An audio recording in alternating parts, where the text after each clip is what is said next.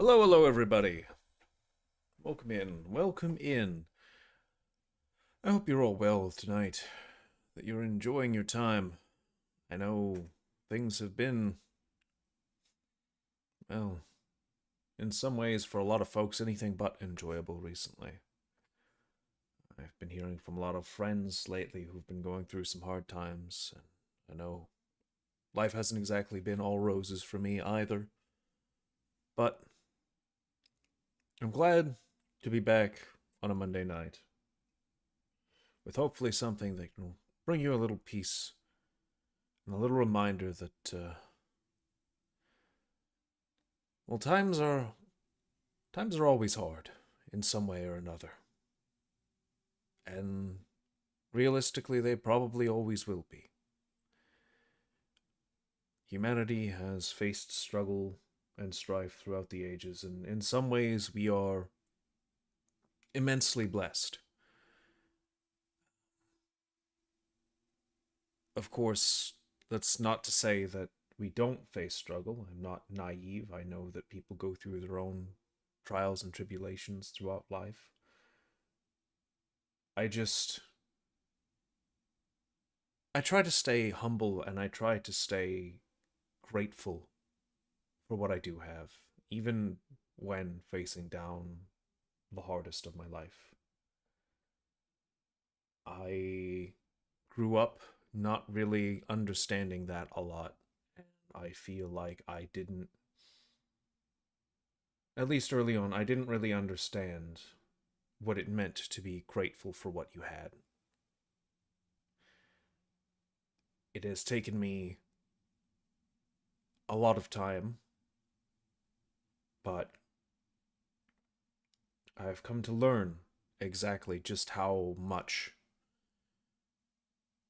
it is of value to be grateful for the things you have in your life, for the friends you have, for the time you have, because nothing is promised.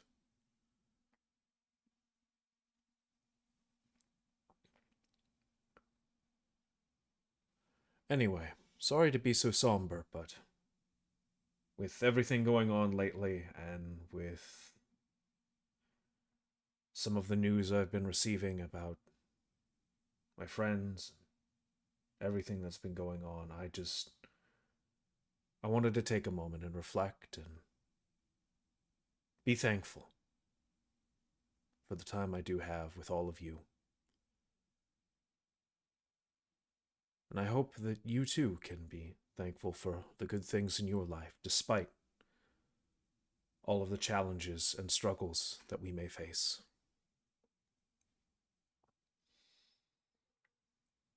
One of the things I take solace in the most is that this future we are in is one that so many people fought for and dreamed for to make happen.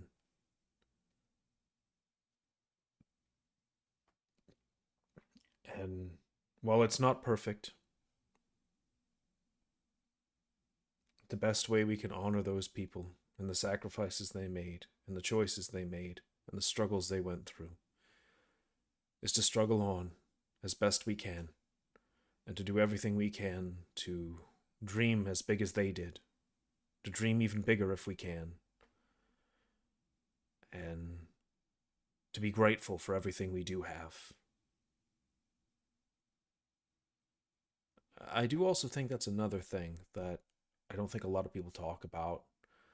And I feel like there's this idea that gratefulness necessarily means that you are choosing to turn away your ambitions or your dreams in order to be thankful for what you have. And I don't think that's true either. I don't think gratefulness is being content with your lot. It merely means recognizing what you have. You don't need to stop striving for more or for better to be thankful for what you already have. I think these are two things that are conflated as conflicting or mutually exclusive, and they really aren't. I still want things in life. I still want to do things. I want to go places. I want to see different things. meet people. I want to do things with my content and explore topics and information that I don't know nearly enough about, but I'm so interested in. But at the same time, I'm still immensely grateful for all that I have, for my friends, for the time they spend with me, for those of you who support me, for everyone who I know who has ever stopped by, said a kind word, put on my stream for a while, invited me to a collab, gave me a recommendation, asked for a redeem for one of my poems back when I was streaming on that other place.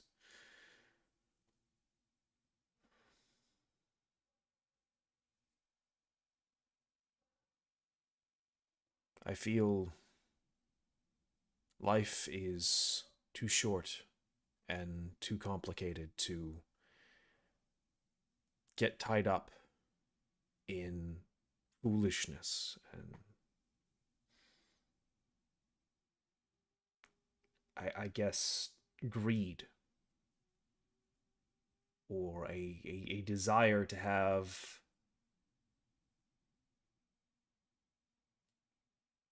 I guess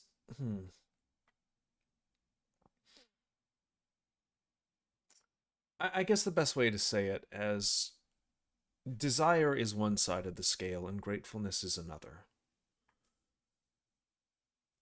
They're not mutually exclusive, but I can see the argument where being too grateful for what you have can be somewhat timid because it makes you content. And I don't know that anyone should ever really be content in life unless they have everything they want.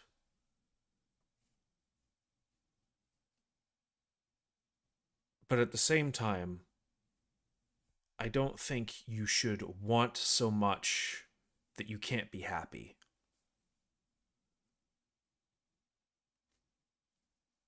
You should have ambitions and goals and dreams, and you should work toward them. But you should also be able to take a step back and look at what you do have and appreciate everything you have for what it is.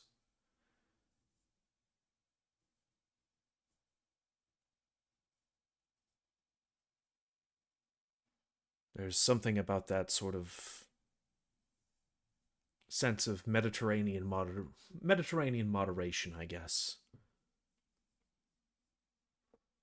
Something that I think has been passed down in countless cultures for countless centuries now, but something we altogether kind of forget in a digital and instant age where gratification is so quick to be come across and so easily enjoyed. Anyway, I don't mean to ramble. I've been going on for a while now. I promised you, what, 8 chapters tonight, so we're going to get to those. I wanted to get some thoughts out that I've been dwelling on a little bit today. And I hope that perhaps they are helpful to you. And if so, then I'm glad. Anyway, tonight we do have some good news. Although maybe some heavy news as well. We are on Book 7 of Xenophon's Anabasis, which, as the title goes to show, this is the finale of our streams. I will, of course, be releasing the whole book, both in one long-form video, but on the advice of a friend, I'll also be cutting it up book by book and chapter by chapter, as just videos.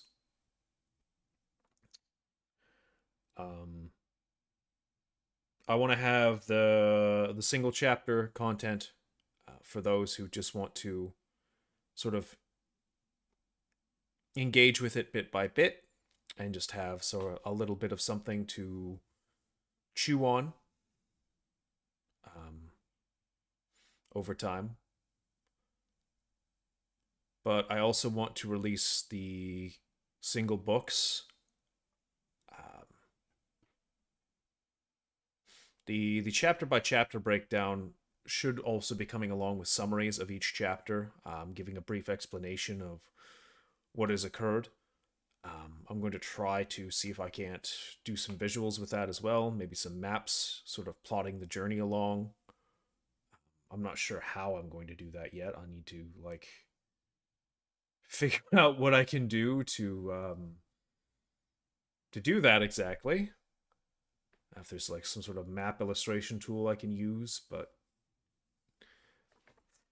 I definitely want to do that and have some sort of explanatory information along with each chapter and just give you sort of a more in-depth breakdown of what's going on at each point, so you can like really deep dive into the story and understand it a bit more. Whereas the book long reads are just going to be each of the books, maybe with an opener for context and a closing summary.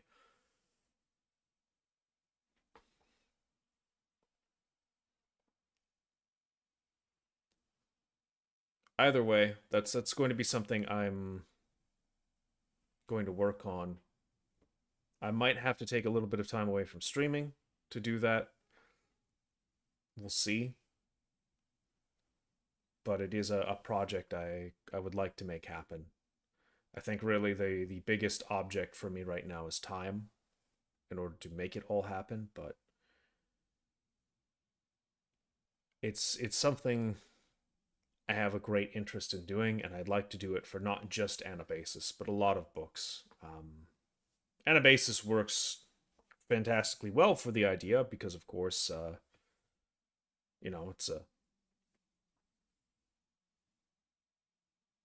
it's a long journey in very small parts that I can break up and sort of track and explain what's happening. Um, but it's not so in depth that it makes it hard to do that for. Nor is it like fantastical or fictional, and I don't have to like look up details that don't really exist, that sort of thing. Um,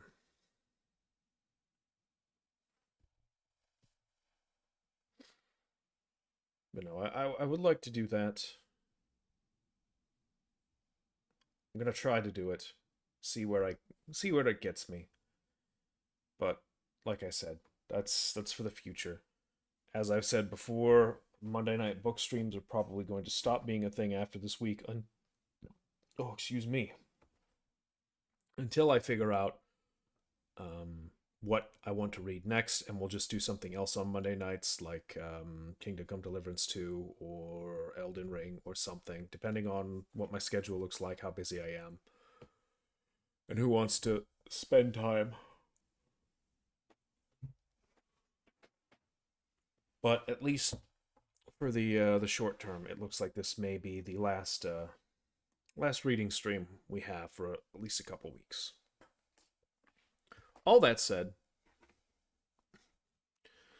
I thank you for being here. Let's give you the summary for Book 7, the read in, and then we'll get started on Chapter 1, shall we? Alrighty.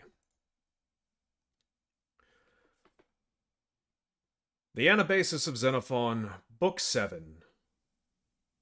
In the earlier portion of the narrative will be found a detailed history of the fortunes of the Hellenes during their march up country with Cyrus, down to the date of the battle, and, subsequently to his death, until they reached the Euxine, as also of all their doings in their efforts to escape from the Euxine, partly by land marches and partly under sail by sea, until they found themselves outside the mouth of the Black Sea, south of the Bosphorus, at Chrysopolis in Asia.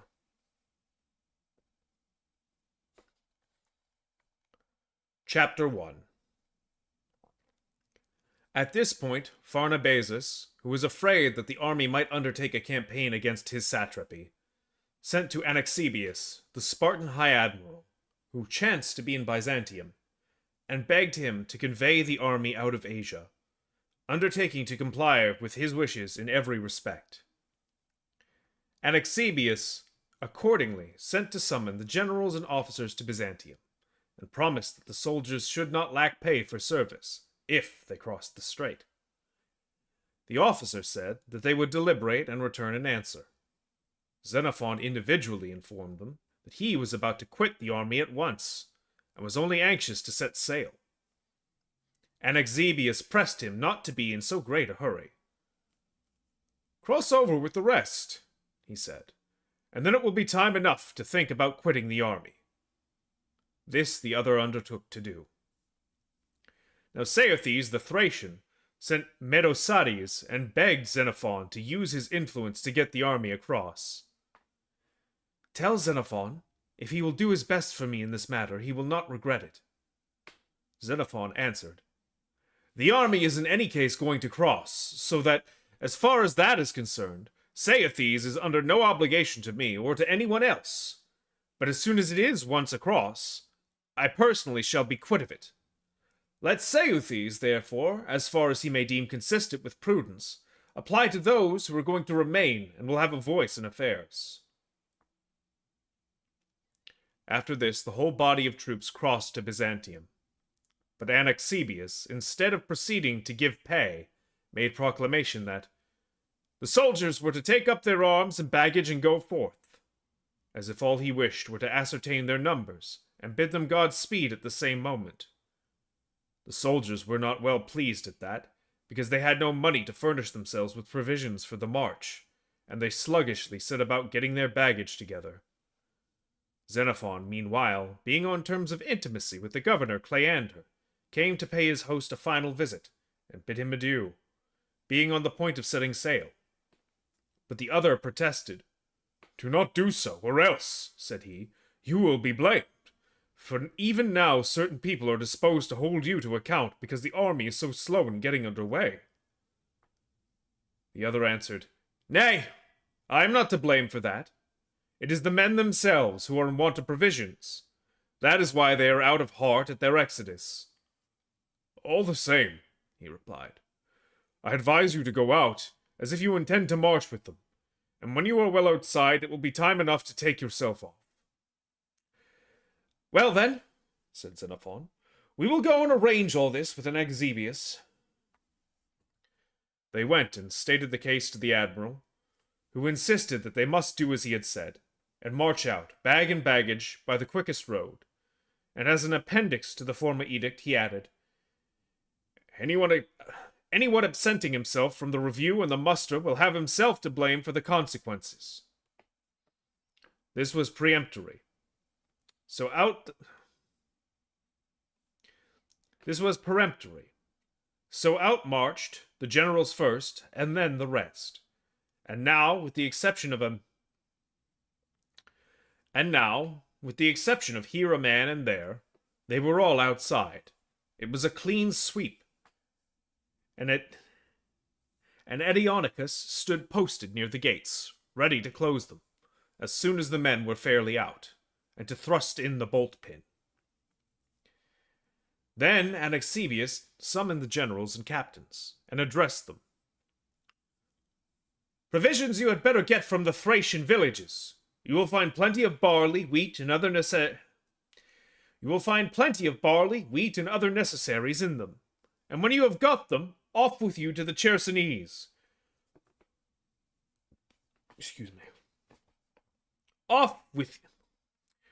And when you have got them, off with you to the Chersonese, where Siniscus will take you into his service."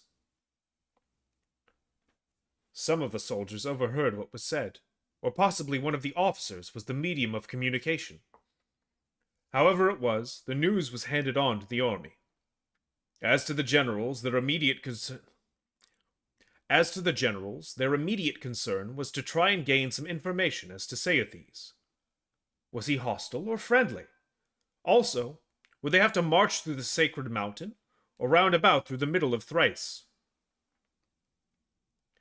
While they were discussing these points, the soldiers snatched up their arms and made a rush full speed at the gates, with the intention of getting inside the fortification again. But Edeonicus and his men, seeing the heavy infantry coming up at a run, promptly closed the gates and thrust in the bolt pin. Then the soldiers fell to battering the gates, exclaiming that it was inquietus to thrust them forth in this fashion into the jaws of their enemies. "If you do not of your own accord open the gates," they cried, "we will split them in half." And another set rushed down to the sea, and so along the breakwater and over the wall into the city, while a third set, consisting of those few who were still inside, having never left the city, seeing the affair at the gates, severed the bars with axes and flung the portals wide open, and the rest came pouring in. Xenophon, seeing what was happening, was seized with alarm lest the army betake itself to pillage, and ills incurable be wrought to the city, to himself and to the soldiers. Then he set off, and plunging into the throng, was swept through the gates with the crowd. The Byzantines no sooner saw the soldiers forcibly rushing in than they left the open square and fled, some to the shipping, others to their homes, while those already indoors came racing out, and some fell to dragging down their ships of war, hoping possibly to be safe on board these, while there was not a soul who doubted but that the city was taken, and that they were all undone. Edeonicus made a swift retreat to the citadel. Anabasis ran down to the sea, and getting on board a fisherman's smack, sailed round to the Acropolis, and at once set off to fetch over the garrison's troops from Chalcedon. Since those already in the Acropolis seemed hardly sufficient to keep the men in check. The soldiers, catching sight of Xenophon, threw themselves upon him, crying, "Now, Xenophon, is the time to prove yourself a man. You have got a city, you've got triremes, you have got money, you have got men. Today, if you only chose, you can do us a good turn, and we will make you a great man." He replied, "Nay, I like what you say, and I will do it all. But if that is what you have set your hearts on, fall into rank and take up position at once." This he said, wishing to quiet them, and so passed the order along the lines himself, while bidding the rest to do the same. "Take up position! Stand easy!" But the men themselves, by a species of self-marshalling, fell into rank, and were soon formed. The heavy infantry 8 deep, while the light infantry had run up to cover either wing. The Thracian square, as it is called, is a fine site for maneuvering, being bare of buildings and level. As soon as the arms were stacked and the men's tempers cooled, Xenophon called a general meeting of soldiers and made the following speech. "Soldiers, I am not surprised at your wrath, or that you deem it monstrous treatment to be so cheated. But consider what will be the consequences if we gratify our indignation, and in return for such deception avenge ourselves on the Lacedaemonians here present, and plunder an innocent city. We shall be declared enemies of the Lacedaemonians and their allies, and what sort of war that will be, we need not go far to conjecture. I take it you have not forgotten some quite recent occurrences. We Athenians entered into war against the Lacedaemonians and their allies with a fleet consisting of not less than 300 line of battle ships, including those in dock as well as those afloat. We had vast treasures stored up in the city, and a yearly income which, derived from home or foreign sources, amounted to no less than 1,000 talents. Our empire included all the islands, and we were possessed of numerous cities both in Asia and in Europe. Amongst others, this very Byzantium, where we are now, was ours. And yet in the end we were vanquished, as you all very well know. What must we anticipate will now be our fate? The Lacedaemonians have not only their old allies, but the Athenians, and those who were at that time allies of Athens are added to them. Tissaphernes and all the rest of the Asiatics on the seaboard are our foes, not to speak of our arch enemy, the king himself, up yonder, whom we came to deprive of his empire and to kill, if possible. I ask then, with all these banded together against us, is there anyone so insensate as to imagine that we can survive the contest? For heaven's sake, let us not go mad or loosely throw away our lives in war with our own native cities. Nay, our own friends, our kith and our kin. For in one or another of the cities they are all included. Every city will march against us, and not unjustly if, after refusing to hold one single barbarian city by right of conquest, we seize the first Hellenic city that we come to and make it a ruinous heap.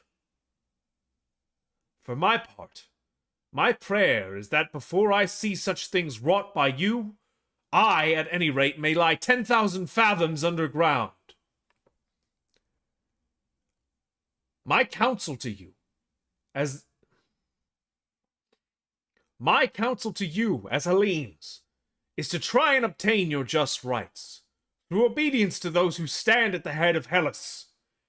And if so be that you fail in those demands, why, being more sinned against than sinning, need we rob ourselves of Hellas too?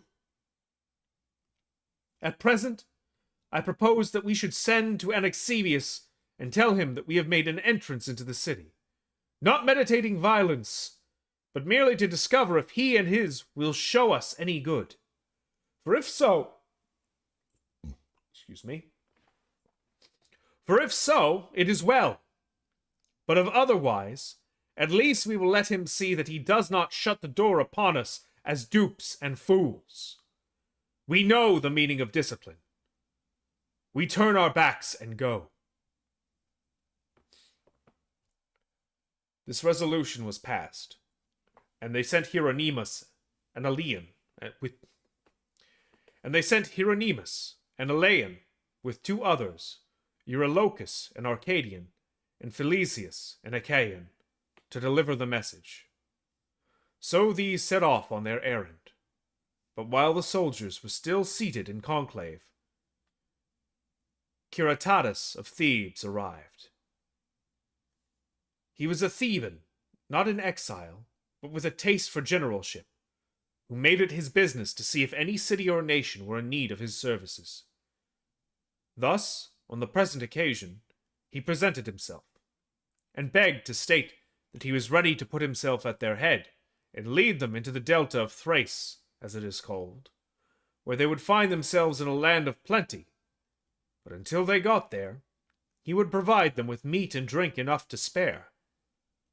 While they were still listening to this tale, the return message from Anabasis came. His answer was, the discipline they had spoken of was not a thing they would regret. Indeed, he would report their behavior to the authorities at home, and for himself, he would take advice and do the best he could for them.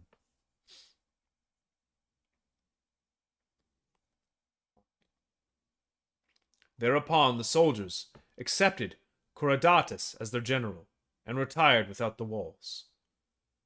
Their new general undertook to present himself to the troops next day with sacrificial beasts and a soothsayer, with eatables also, and drinkables for the army.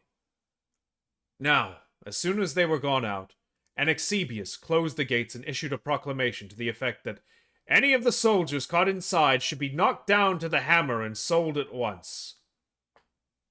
Next day, Quiridatus arrived with the victims and the soothsayer.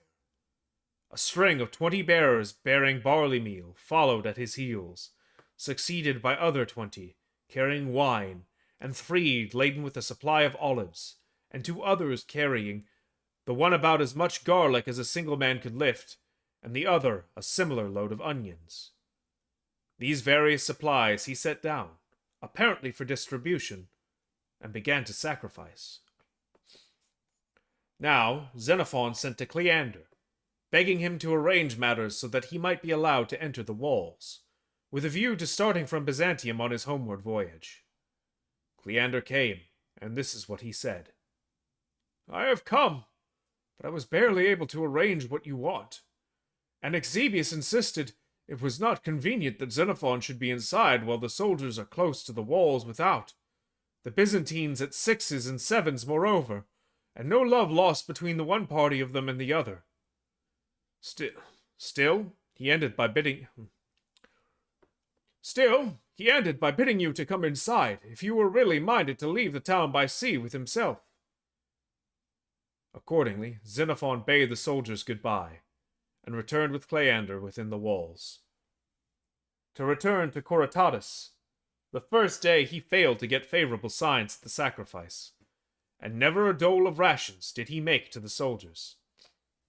On the second day, the victims were standing ready near the altar, and so was Coritatus, with chaplet crowned, all ready to sacrifice, when up comes Timasian the Dardanian, with Neon the Essenian, and Cleander, and when up comes Timasian the Dardanian, with Neon the Essenian, and Cleanor of Orchomenus, forbidding Coritatus to sacrifice. He must understand there was an end to his generalship, unless he gave them provisions. The other bade them measure out the supplies. Pray, dole them out. But when he found that he had a good deal short of a single day's provision for each man, he picked up his paraphernalia of sacrifice and withdrew. As to being general, he would have nothing more to say to it.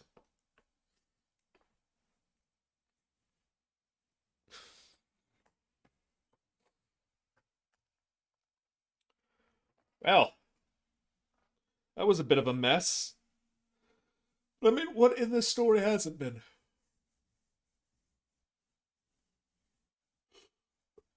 Xenophon just wants to sail away. And yet,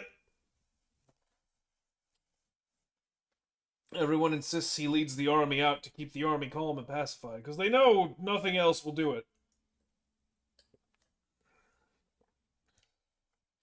Allegedly, anyway. Him being their apparently most trusted general, considering the other one is dead now.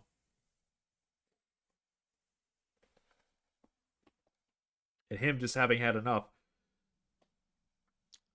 Funnily enough, as someone who has been in a leadership position in an organization before, I feel that in my soul.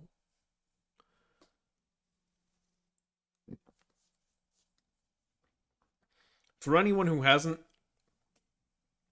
been in that kind of position, I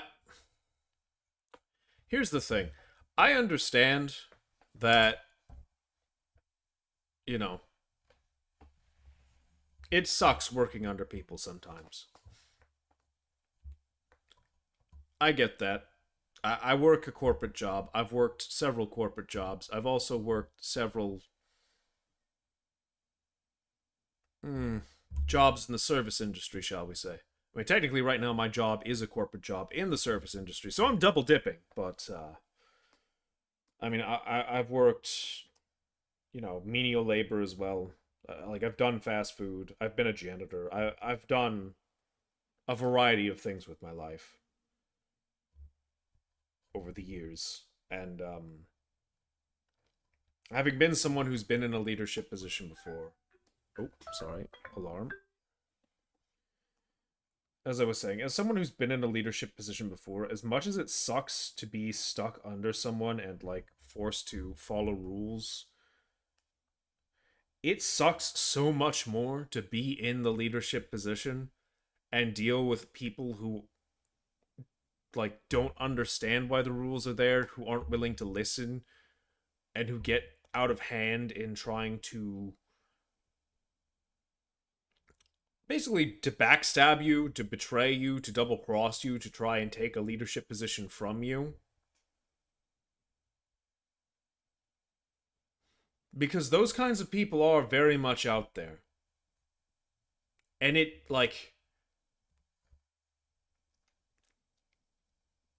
I want you to understand, like, I'm not saying it's everyone by far. Like, most people are pretty chill.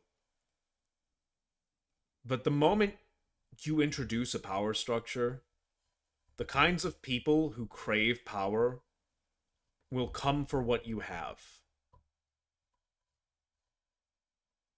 Even if it's like the most mundane, like dumb thing in the world, like they're like you could work for a non-profit and someone will try to come for your position in the non-profit, even if you're not making any money from it.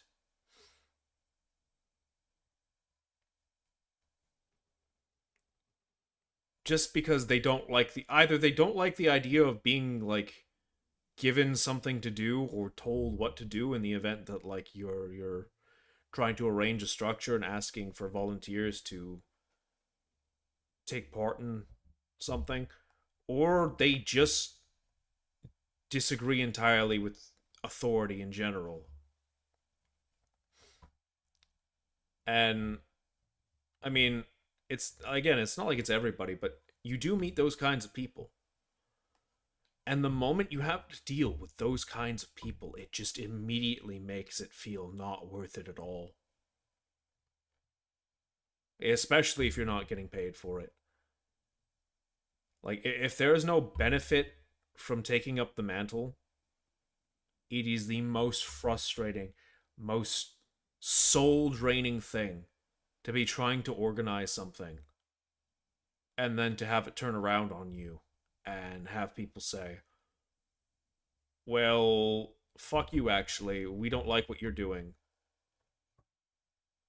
Uh, we want to do it different,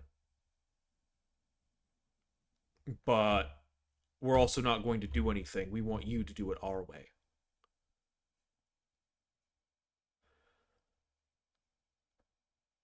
Because that's kind of what it boils down to with those types is they want the power to boss you around,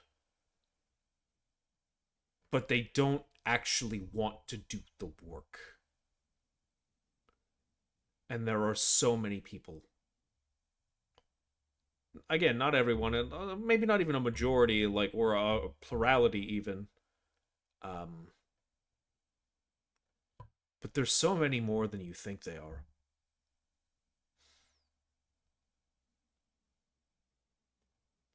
And if you ever find yourself in a leadership position, you will start to see them really quickly.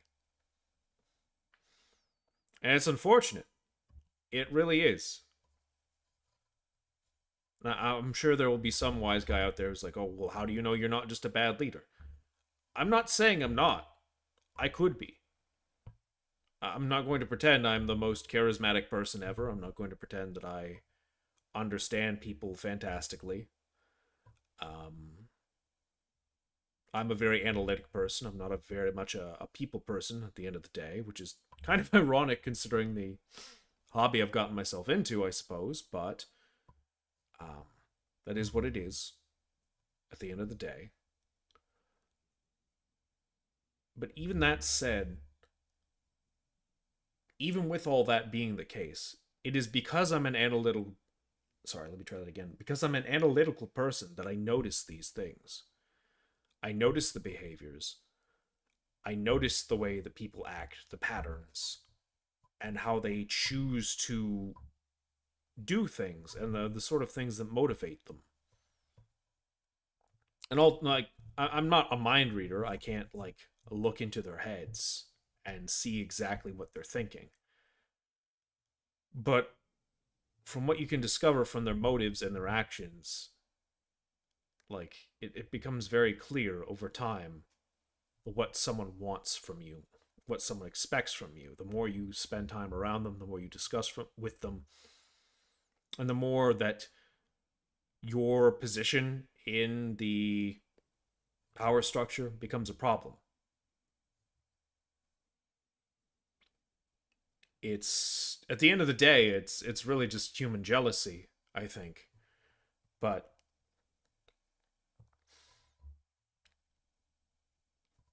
well, jealousy and like petty tyranny, I guess, would be the two terms for it.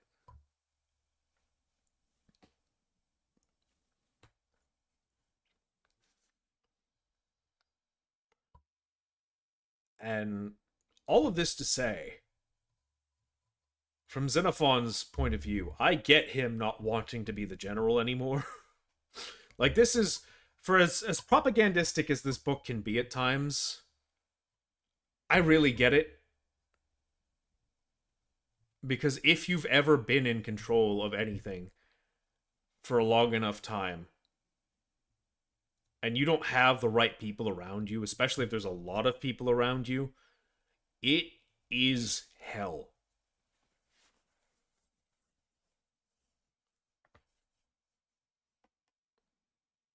Especially when emotions are running high and people are like putting the responsibility of figuring things out on your shoulders. Like, it's a lot. And when they're not of a mind to listen, or when they start blaming you for things that are no fault of your own, it's it's incredibly frustrating. I'm not saying that in some way you didn't kind of sign up for it by like choosing to be a leader or like taking up a leadership position to like be a responsible person. Of course, you have to be responsible. That's part of the burden of leadership. But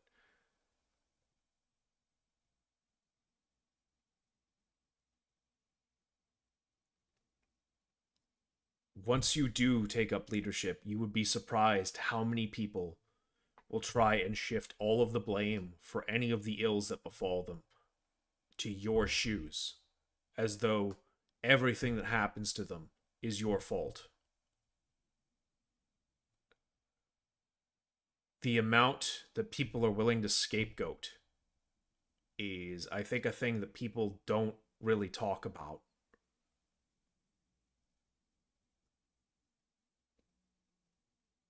And it's kind of sad, but that's just the reality. People regularly look for scapegoats to vent their frustrations and emotions on, or to take accountability in their place for their own failings. And nowhere do you feel that more than when you are at the top or in a higher position in a management structure. Because everyone will blame you for everything that's wrong, even if it is not in any way your fault.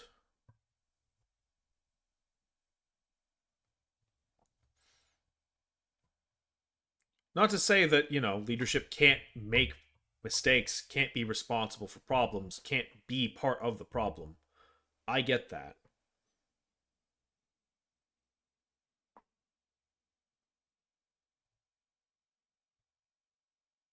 But the kinds of people I'm talking about are not the people who are willing to discuss the actual problems and look for solutions.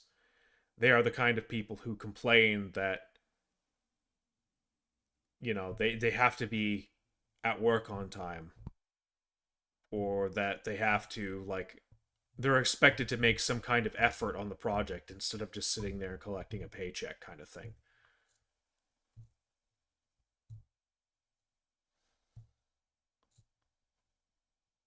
Yes, there are, in fact, people that entitled who think that a job is just a place you show up to and get paid and do nothing.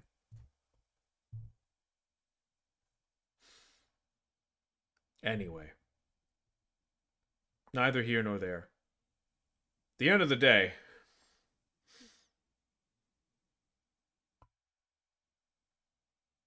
it's it's rough to be in a position of power.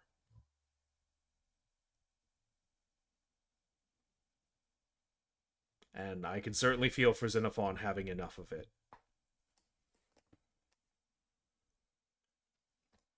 It's about one of the few things I feel like genuinely sympathetic like with him about, and like can appreciate about this story in a like a very human way.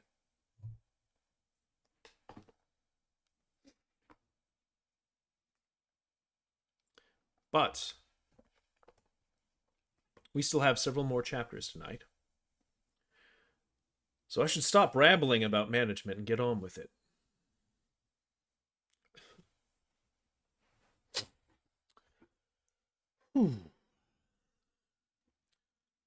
Chapter 2.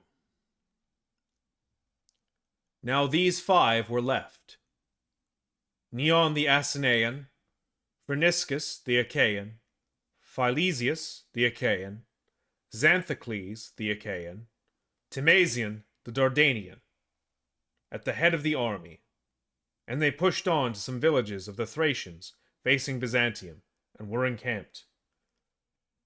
Now the generals could not agree. Cleanor and Phryniscus wished to march to join Saethes, who had worked upon their feelings by presenting one with a horse and the other with a woman to wife. But Neon's objection was to come to the Chersonese. When we are under the wing of the Lacedaemonians, he thought, I shall step to the front and command the whole army. Timasian's one ambition was to cross back again into Asia, hoping to be reinstated at home and end his exile. The soldiers shared the wishes of the last general, but as time dragged on, many of the men sold their arms at different places and set sail as best they could. Others actually gave away their arms, some here, some there, and became absorbed into the cities. One man rejoiced. This was Anabasis, to whom the breakup of the army was a blessing. That is the way, he said to himself. I can best gratify Anabasis. But Anabasis, while prosecuting his voyage from Byzantium, was met at Cyzicus. Let me try that again.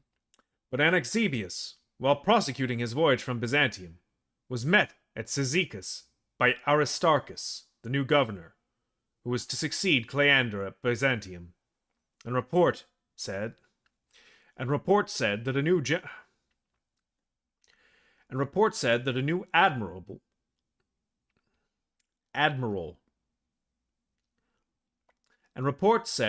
admiral. Why do I keep trying to say admirable? And report said that a new admiral, Polus, if he had not actually arrived, would presently reach the Hellespont and relieve Anabasis. The latter sent a parting injunction to Aristarchus to be sure and sell all the Syrian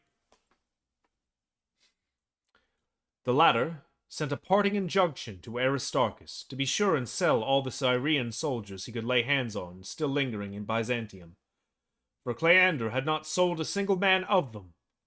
On the contrary, he had made it his business to tend the sick and wounded, pitying them, and insisting on their being received in the houses. Aristarchus changed all that, and was no sooner arrived in Byzantium than he sold no less than 400 of them. Meanwhile, Anabasis, on his coasting voyage, reached Parium, and according to the terms of their agreement, he sent to Pharnabazus. But the latter, learning that Aristarchus was the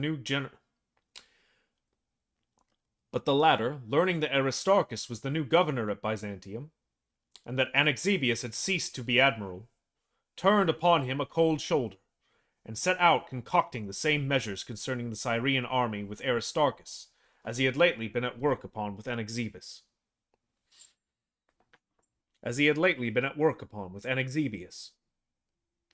Anabasis thereupon summoned Xenophon, and bade him, by every manner of means, sail to the army with the utmost speed and keep it together. He was to collect the scattered fragments and march them down to Perinthus, and thence convey them across to Asia without loss of time.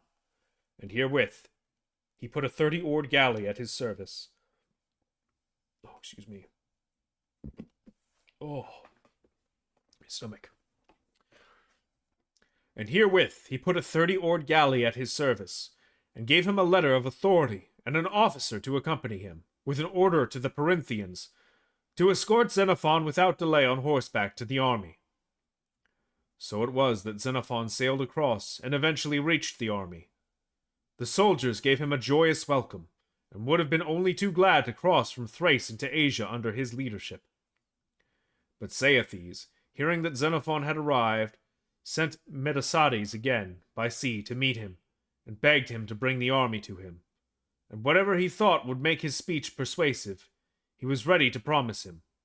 But the other replied that none of these things were open to him to do. And with this answer, Metacides departed, and the Hellenes proceeded to Perinthus.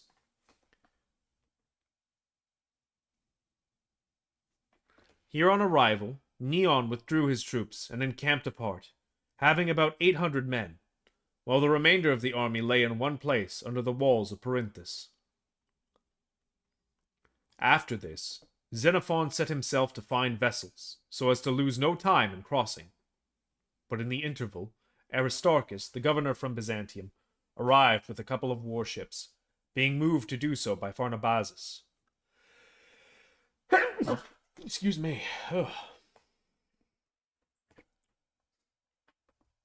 Actually, let me just mute my mic for a second. I need to blow my nose.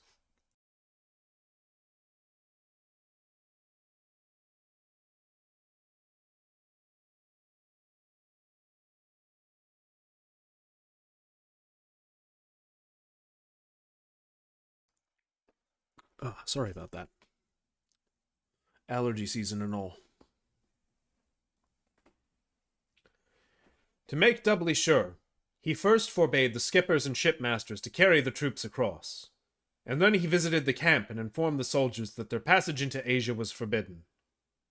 Xenophon replied that he was acting under the orders of Anabasis, who had sent him thither for this express purpose, to which Aristarchus reported, "For the matter of that, Anabasis is no longer admiral. For the matter of that, Anabasis is no longer admiral, and I am governor in this quarter. If I catch any of you at sea, I will sink you." With these remarks, he retired within the walls of Perinthus. The next day, he sent for the generals and officers of the army. They had already reached the fortification walls, when someone brought word to Xenophon that if he set foot inside, he would be seized, and either meet some ill fate there, or more likely be delivered up to Pharnabazus. On hearing this, Xenophon set forward the rest of the party, but for himself pleaded that there was a sacrifice which he wished to offer. In this way he contrived to turn back and consult the victims. Would the gods allow him to try and bring the army over to Saethes? On the one hand, it was plain that the idea of crossing over to Asia in the face of this man with his ships of war, who meant to bar the passage, was too dangerous. Nor did he altogether like the notion of being blocked up in the Chersonese with an army in dire need of everything, where, besides being at the beck and call of the governor of the place, they would be debarred from the necessities of life.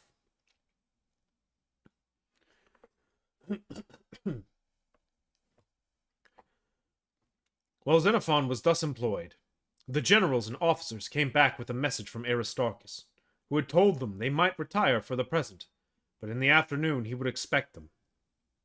The former suspicions of a plot had now ripened to a certainty. Xenophon, meantime, had ascertained that the victims were favorable to his project. He personally, and the army as a whole, might with safety proceed to Saethes, they seemed to say. Accordingly, he took with him Polycrates, the Athenian captain, and from each of the generals, not including Neon, some one man whom they could in each case trust, and in the night they set off to visit the army of Saethes, 60 furlongs distant. As they approached, they came upon some deserted watchfires, and their first impression was that Saethes had shifted his position. But presently perceiving a confused sound, the voices of Saethes' people, signaling to one another, the explanation dawned on him. Saethes kept his watchfires kindled in front of, instead of behind, his night pickets, in order that the outposts, being in the dark, might escape notice. Their numbers and position thus being a mystery, whilst any party approaching from the outside so far from escaping notice would, through the glare of the fire, stand out conspicuously. Perceiving how matters stood, Xenophon sent forward his interpreter, who was one of the party, and bade him inform Saethes that Xenophon was there and craved conference with him. The other asked if he were an Athenian from the army yonder, and no sooner had the interpreter replied yes, the same, than up they leapt and galloped off, and in less time than it takes to tell a couple of hundred peltasts,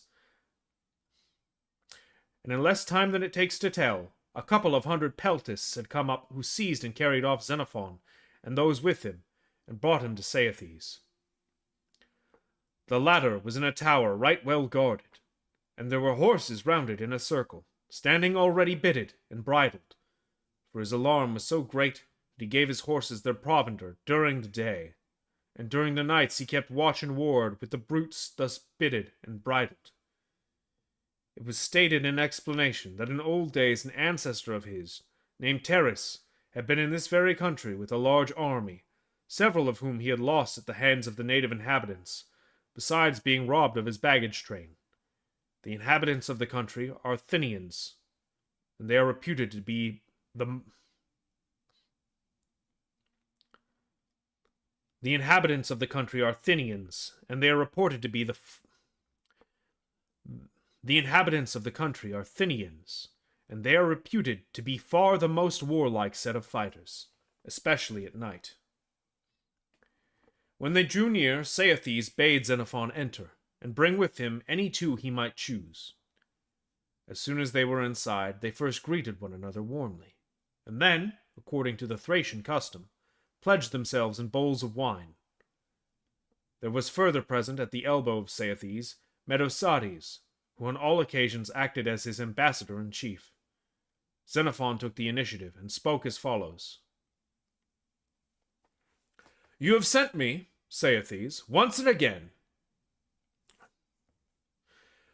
You have sent to me, Saethes, once and again. On the first occasion, you sent Medosades yonder, to Chalcedon, and you begged me to use my influence in favor of the army crossing over from Asia. You promised me, in return for this conduct on my part, various kindnesses. At least that is what Medosades stated." And before proceeding further, he turned to Medosades and asked, "Is that not so?" The other assented. "Again, on a second occasion, the same Medosades came when I had crossed over from Parium to rejoin the army, and he promised me that if I would bring you the army, you would in various respects treat me as a friend and brother. He said especially with regard to certain seaboard places of which you are the owner and lord, that you are minded to make me a present of them." At this point he again questioned Medosades, whether the words attributed to him were exact, and Medosades once more fully assented. "Come now," proceeded Xenophon, "recount what answer I made to you, and first at Chalcedon." "You answered that the army was, in any case, about to cross over to Byzantium, and as far as that went, there was no need to pay you or anyone else anything. And for yourself, you added, that once across you were minded to leave the army, which thing came to pass even as you said." "Well, what did I say?"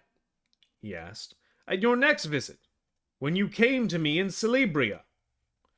"You said that the proposal was impossible. You were all going to Perinthus, to cross into Asia."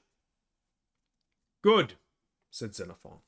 "And in spite of it all, at the present moment, here I am myself, and Phryniscus, one of my colleagues, and Polycrates yonder, a captain, and outside, to represent the other generals.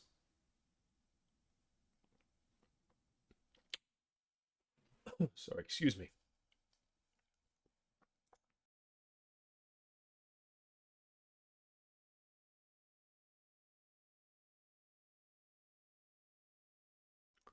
Postnasal is just a little drippy tonight, and it's not great. "Well, what did I say?" he asked, "at your next visit, when you came to me in Celebria?" "You said that the proposal was impossible. You were all going to Perinthus to cross into Asia." "Good," said Xenophon. "And in spite of it all, at the present moment, here I am myself, and Phryniscus, one of my colleagues, and Polycrates yonder, a captain, and outside, to represent the other generals, all except Neon the Laconian, the trustiest men they could find to send, so that if you wish to give these transactions a seal of still greater security, you have nothing to do but to summon them also. And do you, Polycrates, go and say from me that I bid them leave their arms outside, and you can leave your own sword outside before you enter with them on your return. When Saethes had heard so far, he interposed. I should never mistrust an Athenian, for we are relatives already. I know, and the best of friends, I believe we shall be. After that, as soon as the right men entered, Xenophon first questioned Saethes as to what use he intended to make of the army, and he replied as follows. Mesades was my father. His sway extended over the Melanditae, the Thynians, and the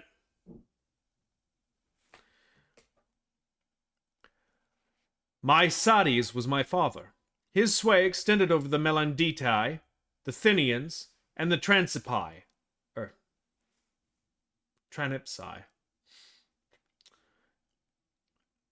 me try that again. Mesades was my father. His sway extended over the Melanditae, the Thynians, and the Tranipsi. Then the affairs of the Adrisians took a bad turn, and my father was driven out of this country, and later on died himself of sickness, leaving me to be brought up as an orphan at the court of So many proper nouns. Leaving me to be brought up as an orphan at the court of Medocus, the present king. But I, when I had grown to a man's estate, could not endure to live with my eyes fixed on another's board. So I seated myself on the seat by him as a suppliant, and begged him to give me as many men as he could spare, that I might wreak what mischief I could on those who had driven us forth from our land, that thus I might cease to live in dependence upon another's board, like a dog watching his master's hand. In answer to my petition, he gave me the men and the horses with which you will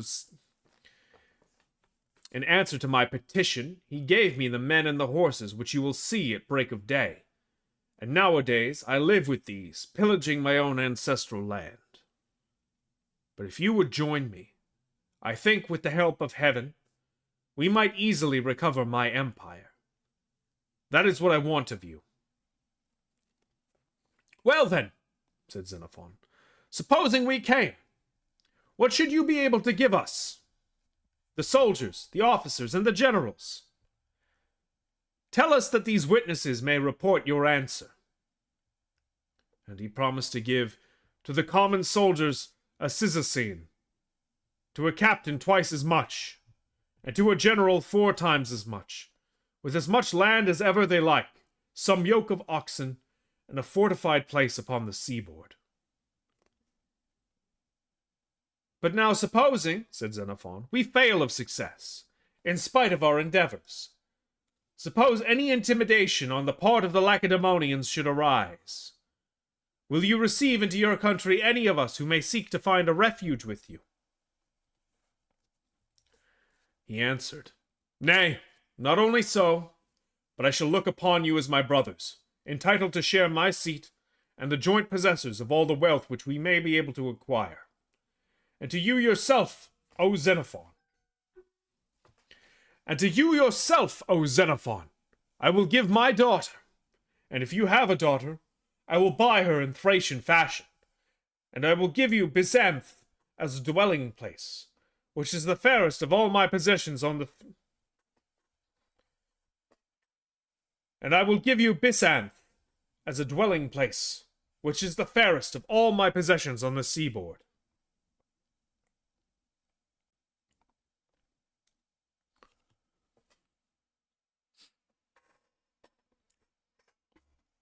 Sorry for the repetition there at the end. I had to mute my alarm, which I forgot to do earlier.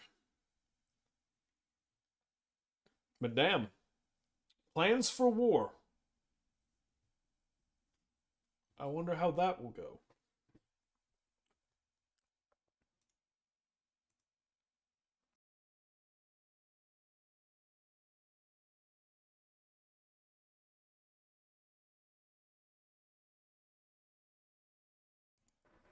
Sorry for all the muting, by the way. I'm unusually phlegmy tonight.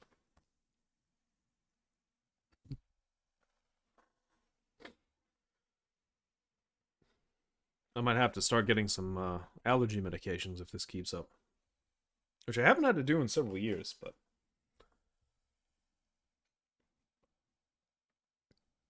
I am unreasonably mucusy. I am not a fan.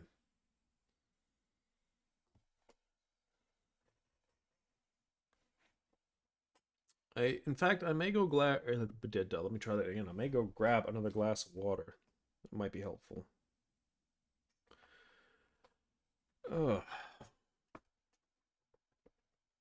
Yeah, I think I will. We're in the break between the chapters. It makes sense to do it now if I'm going to do it, so. Ooh. Turn into a Rice Krispie man. I will be right back, folks. Insert BRB screen that I don't have yet here.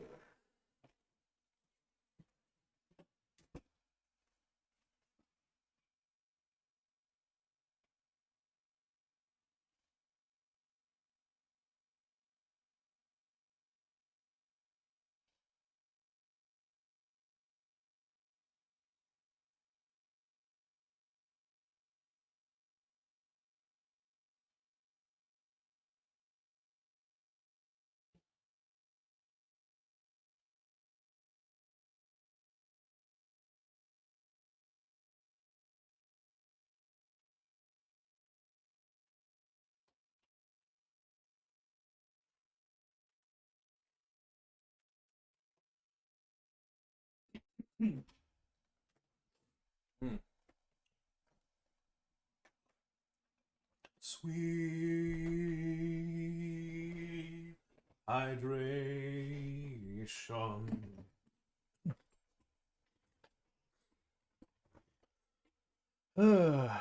Okay.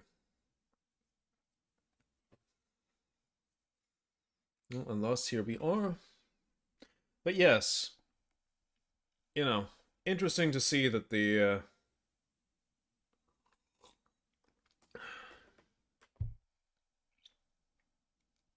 scheming and plotting going on.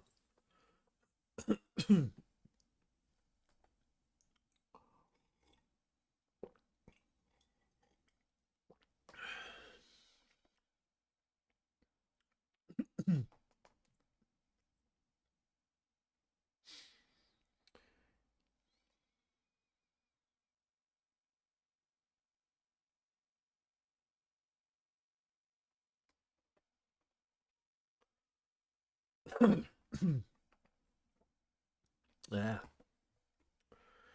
Well, we got our water down. We've got what? 3, 4, 5, 6. I think it's 7 chapters, right? No, it's 8. So we got 6 more chapters.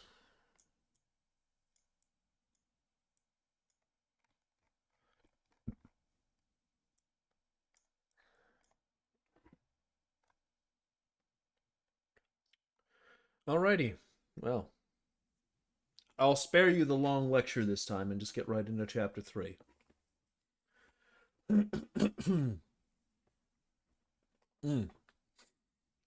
Chapter 3. After listening to these proposals, they gave and accepted pledges of good faith. And so the deputation rode off. Before day they were back again in camp, and severally rendered a report to those who sent them. At dawn Aristarchus again summoned the generals and officers, but the latter resolved to have done with the visit to Aristarchus, and to summon a meeting of the army. In full conclave the soldiers met, with the exception of Neon's men, who remained about 10 furlongs off. When they were met together, Xenophon rose, and made the following announcement. Men! Aristarchus with his ships of war hinders us from sailing where we fain would go. It is not even safe to set foot on board a vessel. But if he hinders us here, he hastens us there. Be off to Chersonese, he says. Force a passage through the sacred mountain. If we master it and succeed in getting to that place, he has something in store for us. He promises that he will not sell you any more, as he did at Byzantium. You shall not be cheated again. You shall have pay. He will no longer, as now, suffer you to remain in want of provisions. That is his proposal. But Saethes says that if you will go to him, he will treat you well. What you have now to consider is whether you will stay to debate this question, or leave its settlement till we have gone up into a land of provisions. If you ask me my opinion, it is this. Since here we have neither money to buy nor leave to take without money what we need, why should we not go up into these villages where the right to help ourselves is conferred by might? There, unhampered by the want of bare necessities, you can listen to what this man and the other wants of you, and choose whichever sounds best. Let those, he added, who agree to this hold up their hands. They all held them up. Retire then, said he, and get your kit together, and at the word of command follow your leader. After this, Xenophon put himself at the head, and the rest followed. Neon, indeed, and other agents from Aristarchus tried to turn them from their purpose, but to their persuasions they turned a deaf ear. They had not advanced much more than 3 miles when Saethes met them, and Xenophon, seeing him, bade him ride up. He wished to tell them what they felt to be conducive to their interests, and in the presence of as many witnesses as possible. As soon as he had approached, Xenophon said, We are going where the troops will have enough to live upon. When we are there, we will listen to you and to the emissaries of the Laconian, and choose between you both whatever seems best. If then you will lead us where provisions are to be got in plenty, we shall feel indebted to you for your hospitality. And Saethes answered, For the matter of that, I know many villages, close packed and stocked with all kinds of provisions, just far enough off to give you a good appetite for your breakfasts. Lead on, then, said Xenophon. When they had reached the villages in the afternoon, the soldiers met, and Saethes made the following speech. My request to you, sirs, is that you will take the field with me, and my promise to you is that I will give every man of you a Cyzicene, and to the officers and generals at the customary rate. Besides this, I will honor those who show special merit. Food and drink you shall get as now for yourselves from the country, but whatever is captured, I shall claim to have myself, so that by distribution of it I may provide you with pay. Let them flee. Let them creep into hiding places. We shall be able to pursue after them. We will track them out, or if they resist, along with you we will endeavor to subdue them to our hands. Xenophon inquired, And how far from the sea shall you expect the army to follow you? Nowhere more than 7 days' journey, he answered, and in many places less.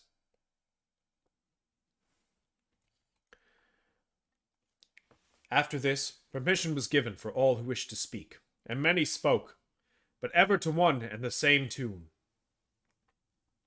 What Saethes said was very right. It was winter, and for a man to sail home, even if he had the will to do so, was impossible. On the other hand, to continue long in a friendly country, where they must depend upon what they could purchase, was equally beyond their power.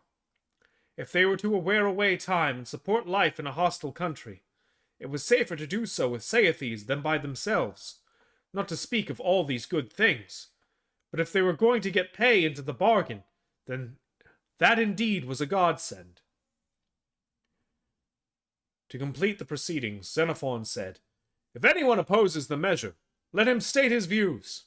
If not, let the officer put the proposition to the vote. No one opposed. They put it to the vote, and the resolution was carried, and without loss of time. He informed Saethes that they would take the field with him. Sorry, 1 second.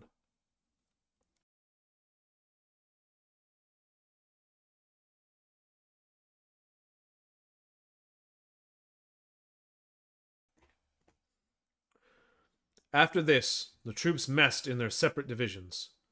But the generals and officers were invited by Saethes to dinner at a neighboring village, which was in his possession. When they were at the doors and on the point of stepping into dinner, they were met by a certain Heracleides of Maronea. He came up to each guest, addressing himself particularly to those who, as he conjectured, ought to be able to make a present to Saethes. He addressed himself first to some Parians who were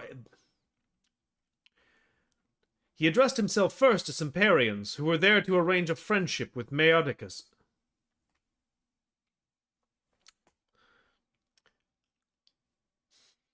He addressed himself first to some Parians who were there to arrange a friendship with Medicus, the king of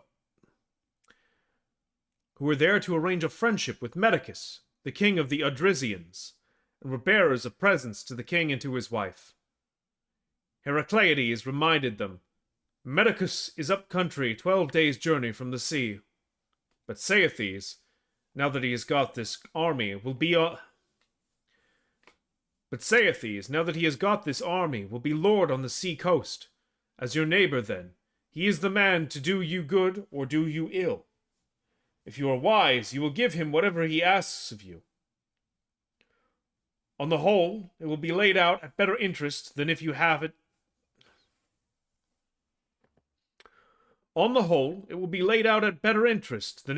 To Medicus, who lives so far off. That was his mode of persuasion in their case. Next he came to Timasian the Dardanian, who, someone had told him, was the happy possessor of certain goblets and oriental carpets. What he said to him was, It is customary when people are invited to dinner by Saethes for the guests to make him a present. Now if he should become a great person in these parts, he will be able to restore you to your native land, or to make you a rich man here. Such were the solicitations which he applied to each man in turn whom he accosted. Presently he came to Xenophon and said, You are at once a citizen of no mean city, and with Saethes also, your own name is very great. Maybe you expect to obtain a fort or two in this country, just as others of your countrymen have done, and territory. It is only right and proper, therefore, that you should honor Saethes in the most magnificent style. Be sure I give this advice out of pure friendliness, for I know that the greater gift that you are ready to bestow on him, the better the treatment you will receive at his hands. Xenophon, on hearing this, was in a sad dilemma, for he had brought with him, when he had crossed from Parium, nothing but one boy and just enough to pay his traveling expenses. As soon as the company, consisting of the most powerful Thracians, were present, with the generals and captains of the Hellenes, and any embassy from a state which might be there, had arrived, they were seated in a circle, and the dinner was served. Thereupon 3-legged stools were brought in and placed in front of the assembled guests. They were laden with pieces of meat, piled up, and there were huge leavened loaves fastened on the pieces of meat with long skewers. The tables, as a rule, were set beside the guests at intervals. That was the custom, and Saethes set the fashion of the performance. He took up the loaves which lay by his side and broke them into little pieces. He then threw the fragments here to one and there to another, as seemed to him good, and so with the meat likewise, leaving for himself the merest taste. Then the rest fell to following the fashion set them, those, that is, who had tables placed beside them. Now there was an Arcadian, Aristus by name, a huge eater.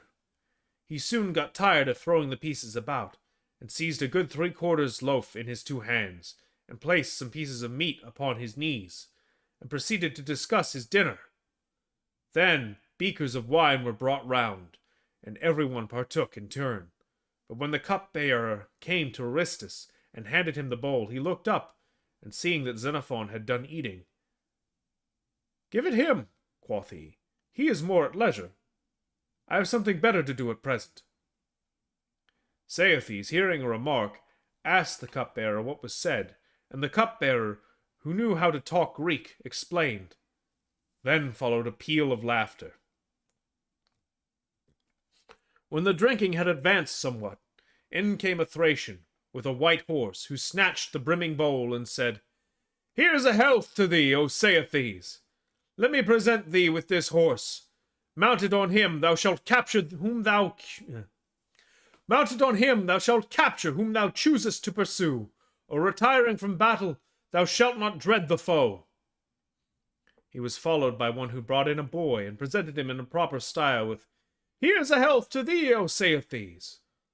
A third had clothes for his wife. Timasian the Dardanian pledged Saethes, and presented a silver bowl, and a carpet worth 10 minae. Nicipius, an Athenian, got up and said, "It was a good old custom, and a fine one too, that those who had should give to the king for honour's sake, but to those who had not, the king should give.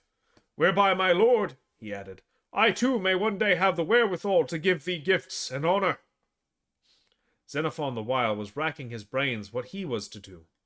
He was not the happier because he was seated in the seat next Saethes as a mark of honour, and Heracleides bade the cupbearer hand him the bowl. The wine was perhaps a little mounted to his head. He rose and manfully seized the cup and spoke, "I also, Saethes, have to present you with myself and these, my dear comrades, to be your trusty friends, and not one of them against his will.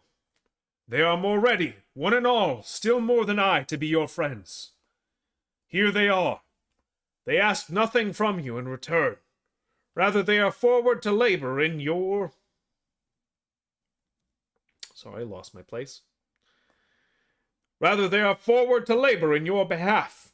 It will be their pleasure to bear the brunt of battle in voluntary service. With them, God willing, you will gain vast territory. You will recover what was once your forefathers. You will win for yourself new lands, and lands not only, but horses many, and of men a multitude, and many a fair dame besides. You will not need to seize upon them in robber fashion. It is your friends here who, of their own accord, shall take and bring them to you. They shall lay them at your feet as gifts." Up got Saethes, and drained with him the cup, and with him sprinkled the last drops fraternally. At this stage entered musicians, blowing upon horns such as they use for signal calls, and trumpeting on trumpets made of raw oxide, tunes and airs, like the music of the double-octave harp. Saethes himself got up and shouted, trolling forth a war song. Then he sprang from his place and leapt about as though he would guard himself against a mistake, in right nimble style. Then came in a set of clowns and jesters. But when the sun began to set, the Hellenes rose from their seats. It was time, they said, to place the night sentinels, and to pass the watchword. Further, they begged of Saethes to issue an order that none of the Thracians were to enter the Hellenic camp at night, since between your Thracian foes and our Thracian friends there might be some confusion. As they sailed forth, Saethes rose to accompany them, like the soberest of men. When they were outside, he summoned the generals apart, and said, "Sirs, our enemies are not aware as yet of our alliance. If, therefore, we attack them before they take precautions not to be caught, or are prepared to repel assault, we shall make a fine haul of captives and other stock." Sorry. The generals fully approved of these views, and bade him lead on. He answered, "Prepare and wait. As soon as the right time comes, I will be with you. I shall pick up the peltists and yourselves, and with the help of the gods, I will lead on." "But consider one point," urged Xenophon. "If we are to march by night, is not the Hellenic fashion best? When marching in the daytime, that part of the army leads the van which seems best suited to the nature of the country to be traversed, heavy or light infantry or cavalry. But by night, our rule is that the slowest arm should take the lead. Thus we avoid the risk of being pulled to pieces. And it is not so easy for a man to give his neighbor the slip without intending, whereas the scattered fragments of an army are apt to fall foul of one another, and to cause damage or incur it in sheer ignorance. To this Saethes replied, You reason well, and I will adopt your custom. I will furnish you with guides chosen from the oldest experts of the country, and I will myself follow with the cavalry in the rear. It will not take me long, if need be, to present myself at the front. Then, for kinship's sake, they chose Atheniah as their watchword. With this, they turned and sought repose.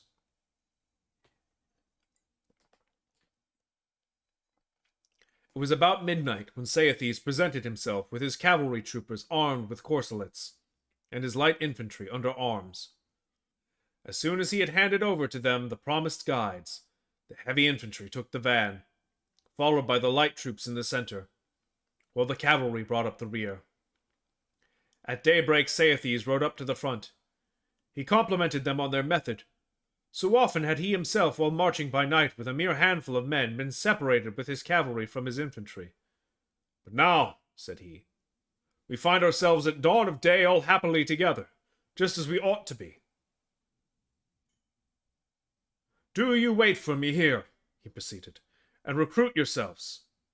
I will take a look around and rejoin you. So saying, he took a certain path over hill and rode off. As soon as he had reached deep snow, he looked to see whether there were footprints of human beings leading forward or in opposite direction, and having satisfied himself that the road was untrodden, back he came, exclaiming, God willing, sirs, it will be all right. We shall fall on the fellows before they know where they are. I will lead on with the cavalry, so that if we catch sight of any one, he shall not escape and give warning to the enemy. Do you follow, and if you are left behind, keep to the trail of the horses. Once on the other side of the mountains, we shall find ourselves in numerous, thriving villages. By the middle of the day, he had already gained the top of the pass, and looked down upon the villages below. Back he came riding to the heavy infantry, and said, I will at once send off the cavalry into the plain below, and the peltasts too, to attack the villages. Do you follow with what speed you may, so that in case of resistance you may lend us your aid. Hearing this, Xenophon dismounted, and the other asked, Why do you dismount just when speed is the thing we want? The other answered, But you do not want me alone, I am sure. The hoplites will run all the quicker and more cheerily if I lead them on foot. Thereupon Saethes went off, and Timasian with him, taking the Hellene squadron of something like 40 troopers. Then Xenophon passed the order. The active young fellows up to 30 years of age from the different companies to the front, and off with these he went himself, bowling along, while Cleanor led the other Hellenes.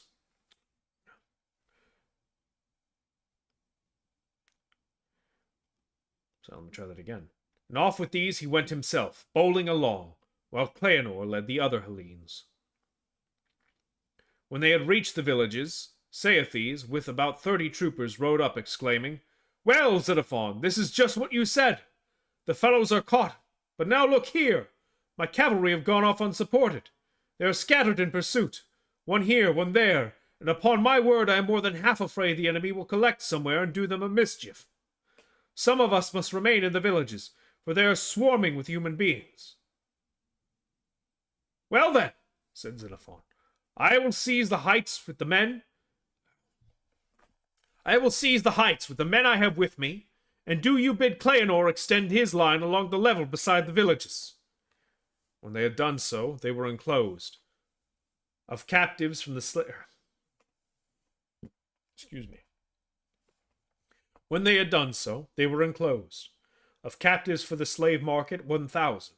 Of cattle, 2,000. And of small cattle, 10,000. For the time being, they took up quarters there.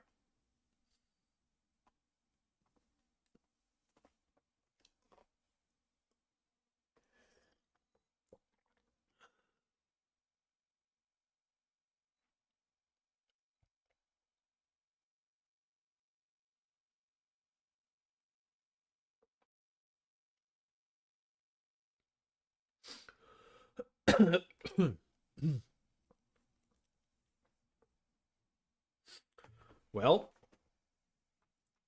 we've got village raids.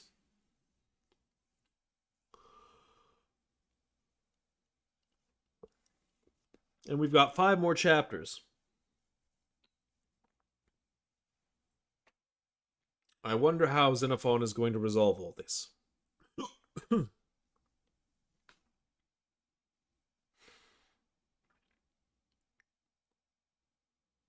And what his agreement with Saethes will ultimately come to.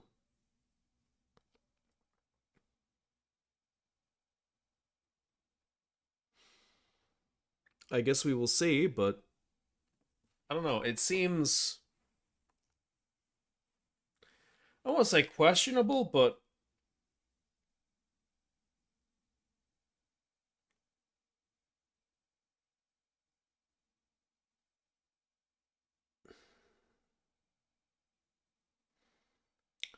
there's certainly a matter of, like, there's not a whole lot of time to wrap up what's happening here. We've got 5 chapters, and they're back in, like,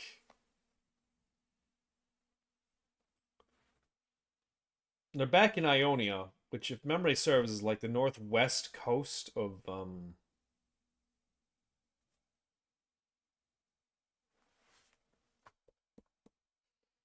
the word's not coming to me right now, and I hate it. Anatolia. There we are.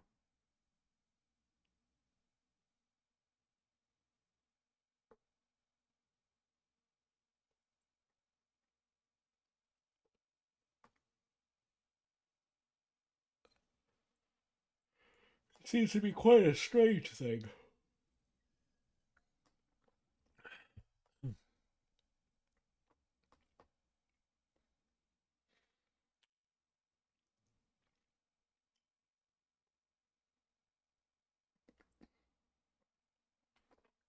But so be it. Anyhow, on we move to the next chapter as we figure out where we go from here. Whether or not Xenophon will wind up wed and wed to the daughter of Saethes, and owner of land and Anatolia, or what will come of that exactly.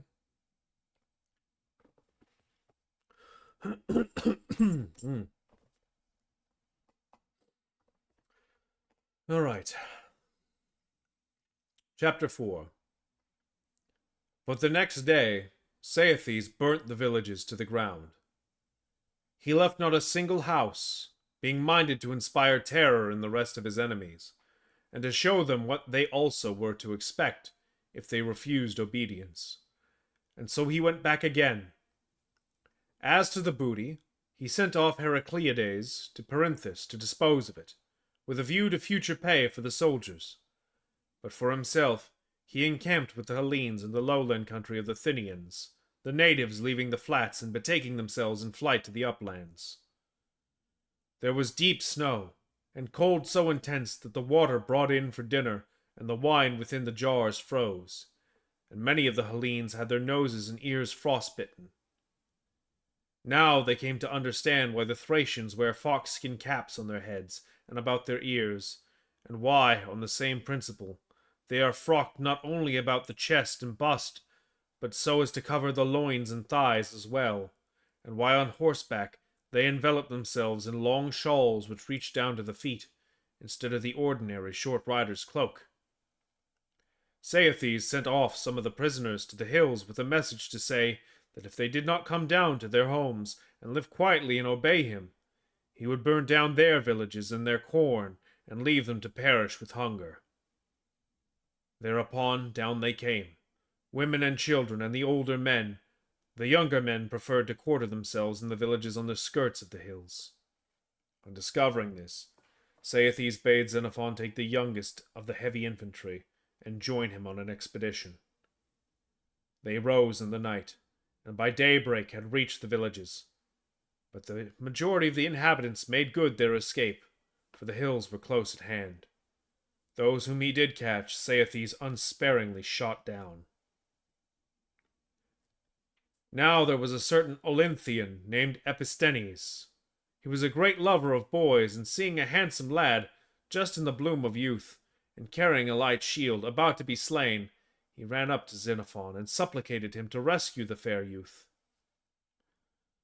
Xenophon went to Saethes and begged him not to put the boy to death. He explained to him the disposition of Episthenes, how he had once enrolled a company, the only qualification required being that of personal beauty, and with these handsome young men at his side, there were none so brave as he. Saethes put the question, "Would you like to die on his behalf, Episthenes?" Whereat the other stretched out his neck and said, "Strike, if the boy bids you, and will thank his preserver." Saethes, turning to the boy, asked, "Shall I smite him instead of you?" The boy shook his head, imploring him to slay neither the one nor the other. Whereupon Episthenes caught the lad in his arms, exclaiming, "It is time you did battle with me, Saethes, for my boy. Never will I yield him up." And Saethes laughed. What must be, must, and so consented. In these villages he decided that they must bivouac, so that the men on the mountains might be still further deprived of subsistence. Stealthily descending, he himself found quarters in the plain, while Xenophon, with his picked troops, encamped in the highest village on the skirts of the hills, and the rest of the Hellenes hard by, among the highland Thracians, as they are called. After this, not many days had idly slipped away before the Thracians from the mountains came down and wished to arrange with Saethes for terms of truce and hostages. Simultaneously came Xenophon and informed Saethes that they were camped in bad quarters, with the enemy next door. It would be pleasanter, too, he added, to bivouac in a strong position in the open, than under the cover of the edge of destruction. Excuse me.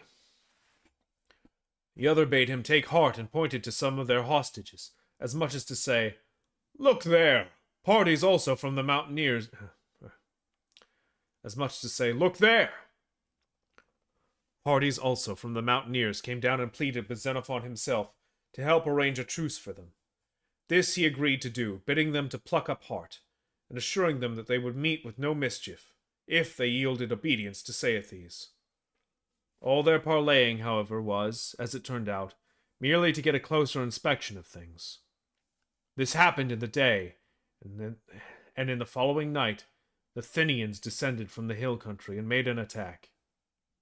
In each case, the guide was the master of the house attacked. Otherwise, it would have taxed their powers to discover the houses in the dark, which, for the sake of their flocks and herds, were palisaded all around with great stockades. As soon as they had reached the doors of any particular house, the attack began, some hurling in their spears, others belaboring with their clubs, which they carried, it was said, for the purpose of knocking off the lance points from the shaft. Others were busy setting the place on fire, and they kept calling Xenophon by name. "Come out, Xenophon, and die like a man, or we will roast you alive inside." By this time, too, the flames were making their appearance through the roof, and Xenophon and his followers were within, with their coats of mail on and big shields, swords, and helmets. Then Silanus, a Macistian, a youth of some 18 years, signaled on the trumpet, and in an instant, out they all leapt with their drawn swords, and the inmates of other quarters as well. The Thracians took to their heels, according to their custom, swinging their light shields round their backs. As they leapt over the stockade, some were captured, hanging on top with their shields caught in palings. Others missed the way out, and so were slain, and the Hellenes chased them hotly till they were outside of the village. A party of Thynians turned back, and as the men ran past in bold relief against a blazing house, they let fly a volley of javelins out of the darkness and the glare, and wounded 2 captains, Hieronymus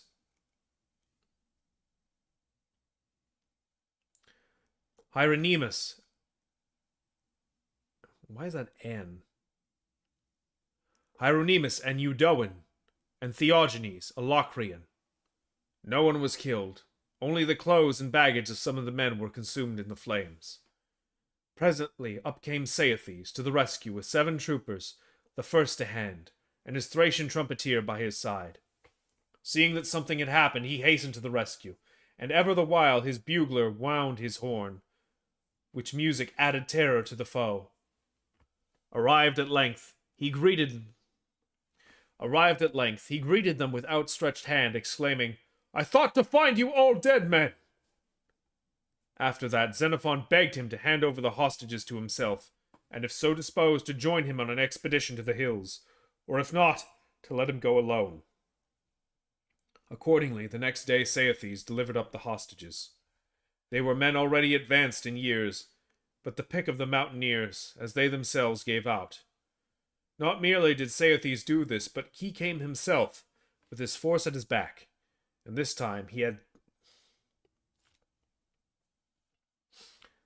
this time he had trebled his former force, for many of the Odrysians, hearing of his proceedings, came down to join in the campaign, and the Thynians, espying from the mountains the vast array of heavy infantry and light infantry and cavalry, rank upon rank, came down and supplicated him to make terms. They were ready, they professed, to do all that he demanded. Let them take pledges of their good faith. So Saethes summoned Xenophon and explained their proposals, adding that he should make no terms with them if Xenophon wished to punish them for their night attack. The latter replied, "For my part, I should think their punishment is great enough already, if they are to be slaves instead of free men. Still," he added, "I advise you for the future to take as hostages those who are most capable of doing mischief, to let the old men abide at peace in their home." So to a man they gave in their adhesion, that quarter of the country.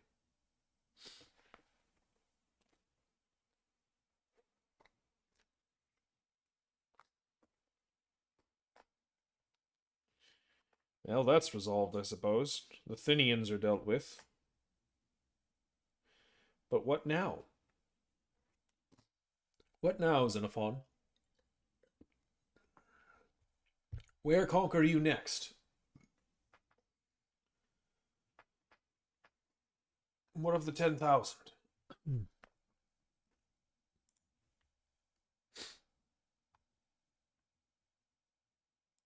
How fare they?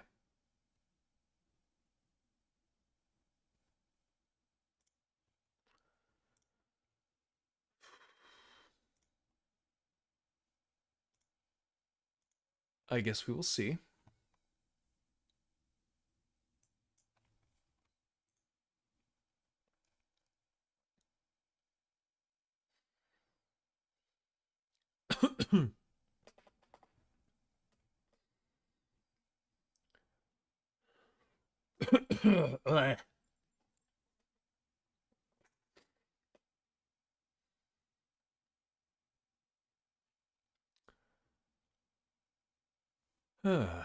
Alrighty.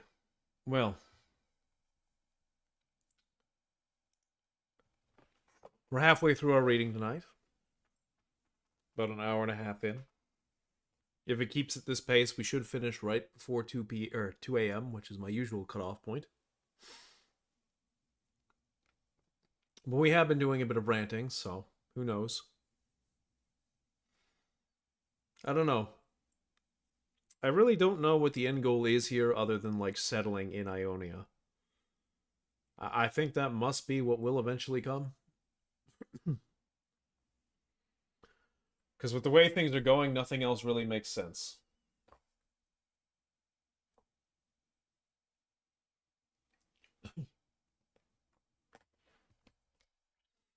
Anyway. There is a foreword before this chapter, so...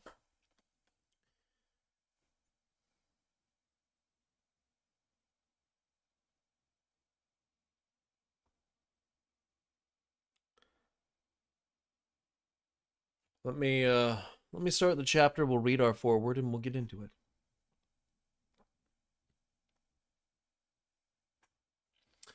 Chapter 5. Crossing over in the direction of the Thracians above Byzantium, they reached the Delta, as it is called. Here they were no longer in the territory of the Mesades,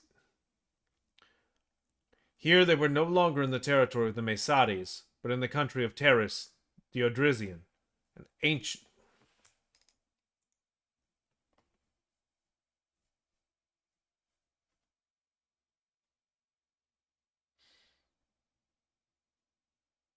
Not sure what to make of that. Here they were no longer in the territory of Mesades, but in the country of Terris the Odrysian. Here Heracleides met them with the proceeds of the spoil, and Saethes picked out 3 pairs of mules. There were only 3, the other teams being oxen. Then he summoned Xenophon and bade him take them, and divide the rest between the generals and officers, to which Xenophon replied that for himself he was content to receive his share another time, but added, "Make a payment of these to my friends here, the generals who have served with me, and to the officers." So of the pairs of mules, Timasian the Dardanian received 1, Cleanor the Arachomenian 1, and Phryniscus the Achaean 1. The teams of oxen were divided among the officers. Then Saethes proceeded to remit pay due for the month already past, but all he could give was the equivalent of 20 days. Heracleides insisted that this was all that he had got by his trafficking, whereupon Xenophon with some warmth exclaimed, "Upon my word, Heracleides, I do not think you care for Saethes' interests as you should. If you did, you have been at pains to bring back the full amount of the pay, even if you had had to raise a loan to do so, and if by no other means by selling the coat off your own back."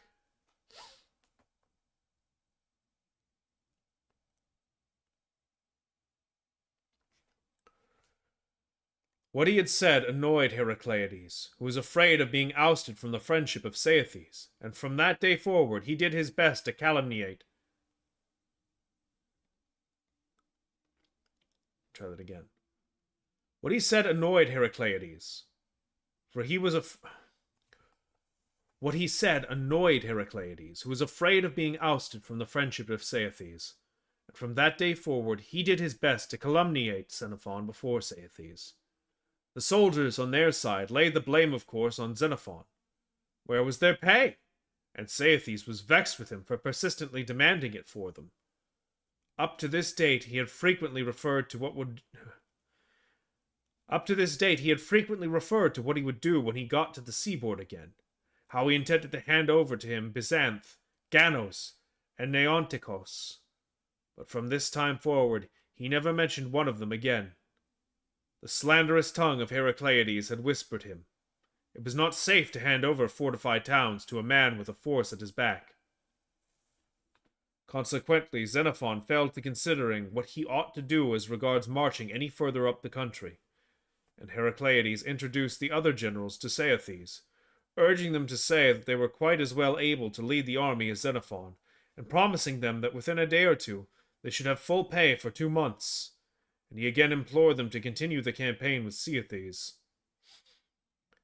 To which Timasian replied that for his part he would continue no campaign without Xenophon, not even if they were to give him pay for 5 months. And what Timasian said, Phryniscus and Cleanor repeated. The views of all 3 coincided. Saethes fell to upbraiding Heracles in round terms. Why had he not invited Xenophon with the others? And presently they invited him, but by himself alone. He perceiving the knavery of Heracleides, and that his object was to calumniate him with the other generals, presented himself, but at the same time he took care to bring all the generals and the officers. After their joint consent had been secured, they continued the campaign. Keeping the Pontus on their right, they passed through the millet-eating Thracians, as they are called, and reached Salmidesis. This is a point at which many trading vessels bound for the Black Sea run aground and are wrecked, owing to a sort of marshy ledge or sandbank which runs out for a considerable distance onto the sea. The Thracians who dwell in these parts have set up pillars at boundary marks, and each of them has a pillage of its own flotsam and jetsam. For in old days, before they set up these landmarks, the wreckers, it is said, used freely to fall foul and slay one another. Here was a rich treasure trove of beds and boxes numberless, with a mass of written books and all the various things which mariners carry in their wooden chests. Having reduced this district, they turned round and went back again. By this time the army of Saethes had grown to be considerably larger than the Hellenic army. For on the one hand, the Odrysians flocked down in still larger numbers, and on the other, the tribes which gave in their adhesion from time to time were amalgamated with his armament. They got into quarters on the flat country above Celebria, about 3 miles distant from the sea. As to pay, not a penny was as yet forthcoming, and the soldiers were cruelly disaffected to Xenophon, whilst Saethes, on his side, was no longer so friendlily disposed. If Xenophon ever wished to come face to face with him, want of leisure or some other difficulty always seemed to present itself.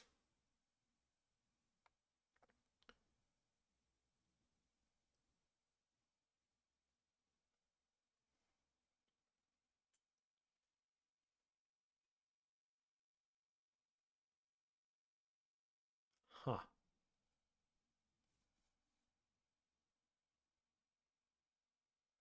I'm not sure what this is supposed to be. Trachea pontu salmodesia natos ektroxinos notaisi metruia neon. The rugged Salmodesian jaw of the Black Sea, inhospitable to sailors, stepmother of ships. But the poet is at fault in his geography, since he connects the Salmodesian jaw with the Thermodon.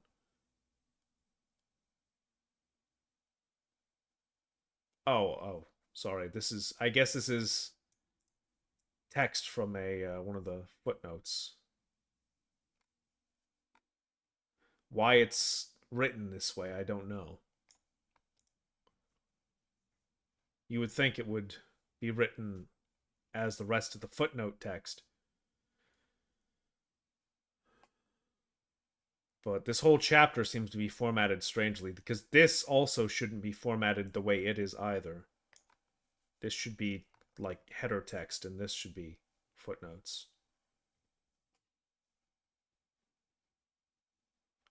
Someone just messing with the formatting for some reason, I guess. I don't know.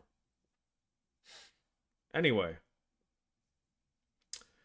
It is once again trouble in paradise for the 10,000. So it seems. They just can't catch a break.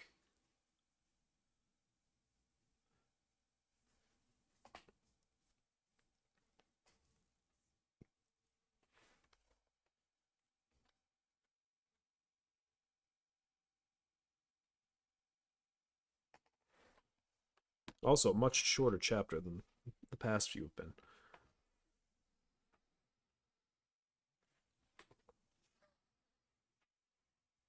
But yeah, no, just the constant like I get it, you know. Uh Logistics is like the hardest part of running an army.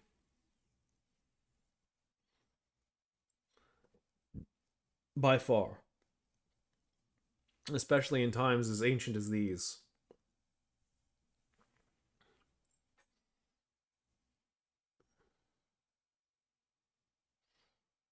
But I do find it so very like comical that no matter what Xenophon gets himself into, it's always just a matter of like, yeah, they're not paying us, or yeah, so the guy leading us is dead.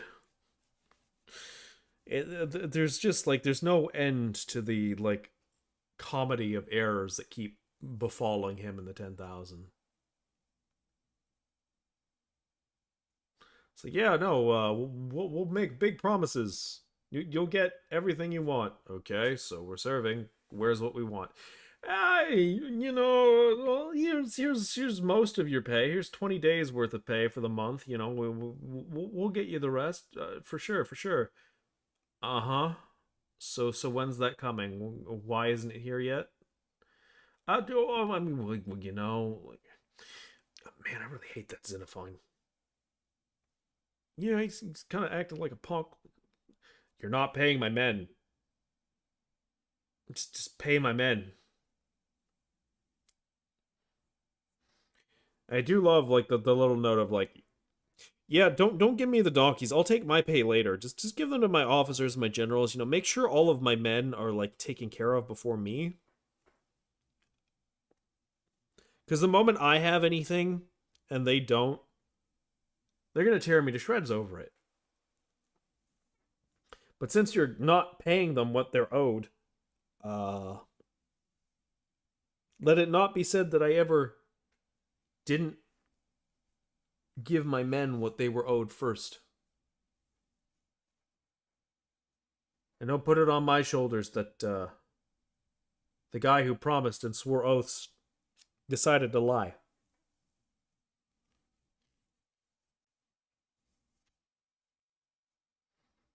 It's the right way to go about it.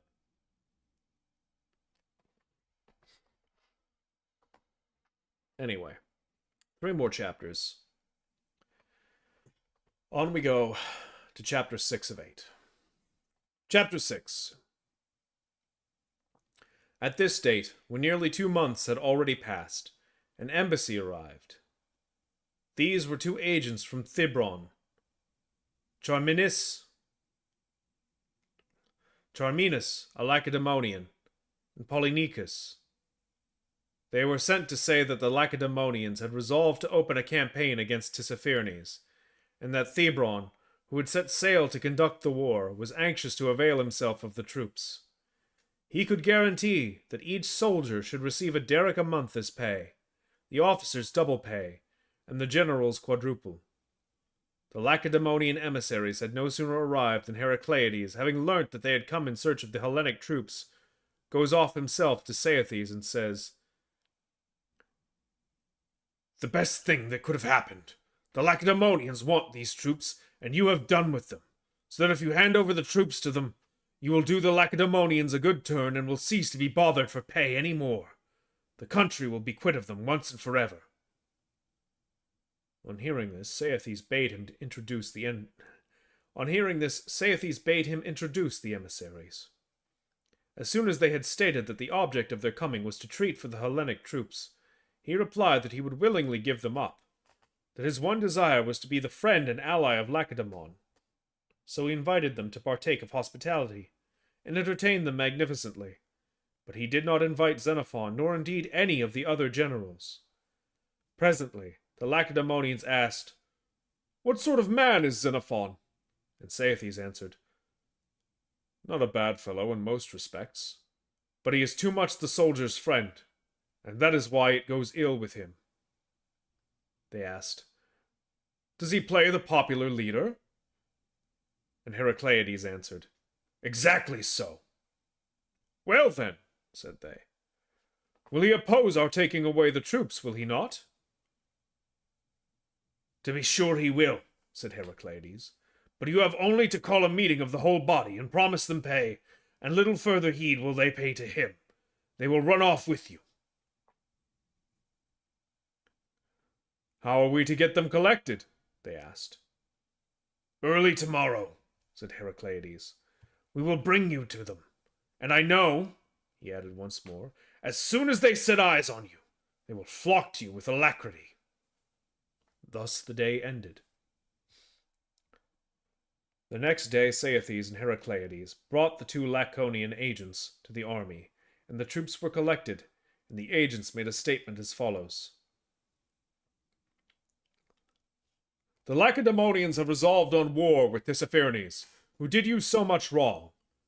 By going with us, therefore, you will punish your enemy, and each of you will get a derrick a month, the officers twice that sum, and the generals quadruple." The soldiers lent willing ears, and up jumped one of the Arcadians at once to find fault with Xenophon.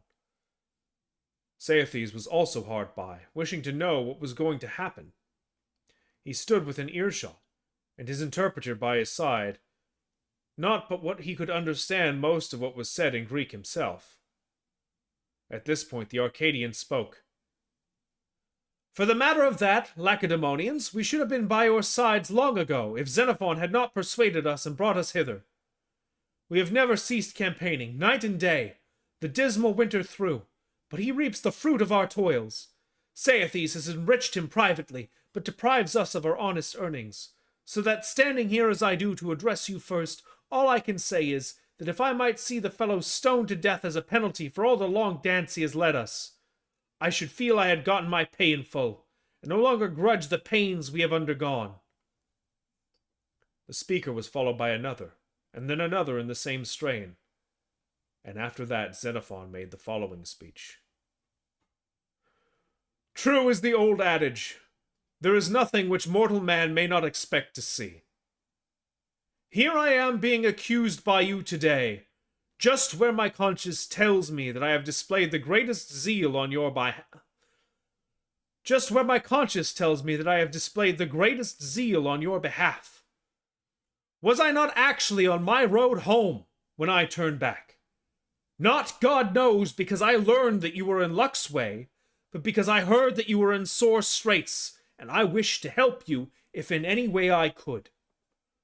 I returned, and Saethes yonder sent me messenger after messenger, and made me promise upon promise, if only I could persuade you to come to him. Yet as you yourselves will bear me witness, I was not to be diverted. Instead of settling my hand to do that, I simply led you to a point from which, with least loss of time, I thought you could cross into Asia. This, I believed, was the best thing for you, and you, I knew, desired it. But when Aristarchus came with his ships of war and hindered our passage across, you will hardly quarrel with me for the step I then took in calling you together, that we might advisedly consider our best course. Having heard both sides, first Aristarchus, who ordered you to march to the Chersonese, then Saethes, who pleaded with you to undertake a campaign with himself, you all proposed to go with Saethes, and you all gave your votes to that effect. What wrong did I commit in bringing you, whither you were eager to go? If indeed, since the time when Saethes began to tell lies and cheat us about the pay, I have supported him in this, you may justly find fault with me and hate me. But if I, who at first was most of all his friend, today am more than anyone else at variance with him, how can I, who have been chosen you and rejected Saethes, in fairness be blamed by you for the very thing which has been the ground of quarrel between him and me? But you will tell me, perhaps, that I get from Saethes what by right is yours, and that I deal subtly by you. But is it not clear that if Saethes has paid me anything, he has at any rate not done so with the intention of losing by what he gives me, whilst he is still your debtor? If he gave to me, he gave in order that by a small gift to me, he might escape a larger payment to yourselves. But if that is what you really think has happened, you can render this whole scheme of yours null and void in an instant by exacting from him the money which is your due. It is clear Saethes will demand back from me whatever I have got from him, and he will have all the more right to do so if I have failed to secure for him what he bargained for when I took his gifts. But indeed, I am far removed from enjoying what is yours, and I swear to you by all the gods and goddesses that I have not taken even what Saethes promised me in private. He is present himself and listening, and he is aware in his own heart whether I swear falsely. And what will surprise you the more, I can swear besides that I have not received even what the other generals have received, no, nor yet what some of the officers have received. But how so? Why have I managed my affairs no better? I thought, sirs, the more I helped him to bear his poverty at the time, the more I should make him my friend in the day of his power. Whereas it is just when I see the star of his good fortune rising that I have come to divine the secret of his character. Some one man say, are you not ashamed to be so taken in like a fool? Yes, I should be ashamed, if it had not been an open enemy who had so deceived me. Yes, I should be ashamed, if it had been an open enemy who had so deceived me. But to my mind, when friend cheats friend, a deeper stain attaches to the perpetrator than to the victim of deceit. Whatever precaution a man may take against his friend, that we took in full. We certainly gave him no pretext for refusing to pay us what he promised. We were perfectly upright in our dealings with him. We did not dawdle over his affairs, nor did we shrink from any work to which he challenged us. But you will say, I ought to have taken security of him at the time, so that he had fostered the wish. He might have lacked the ability to deceive. To meet that retort, I must beg you to listen certain things, which I would never have said in his presence, except for your utter want of feeling towards me, or your extraordinary ingratitude. Try and recall the posture of your affairs when I extricated you and brought you to Saethes. Do you not recollect how at Perinthus Aristarchus shut the gates in your faces each time you offered to approach the town, and how you were driven to camp outside under the canopy of heaven? It was midwinter.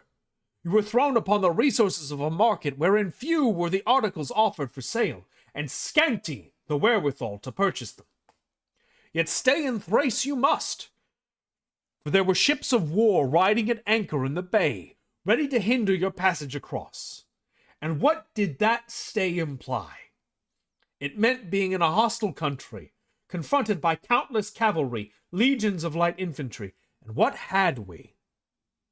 A heavy infantry force, a heavy infantry force, certainly, with which we could have And what had we? A heavy infantry force, certainly, with which we could have dashed at villages in body, possibly, and seized a modicum of food at most. But as to pursuing the enemy with such a force as ours, or capturing men or cattle, the thing was out of the question. For when I rejoined you, your original cavalry and light infantry divisions had disappeared. In such sore straits you lay.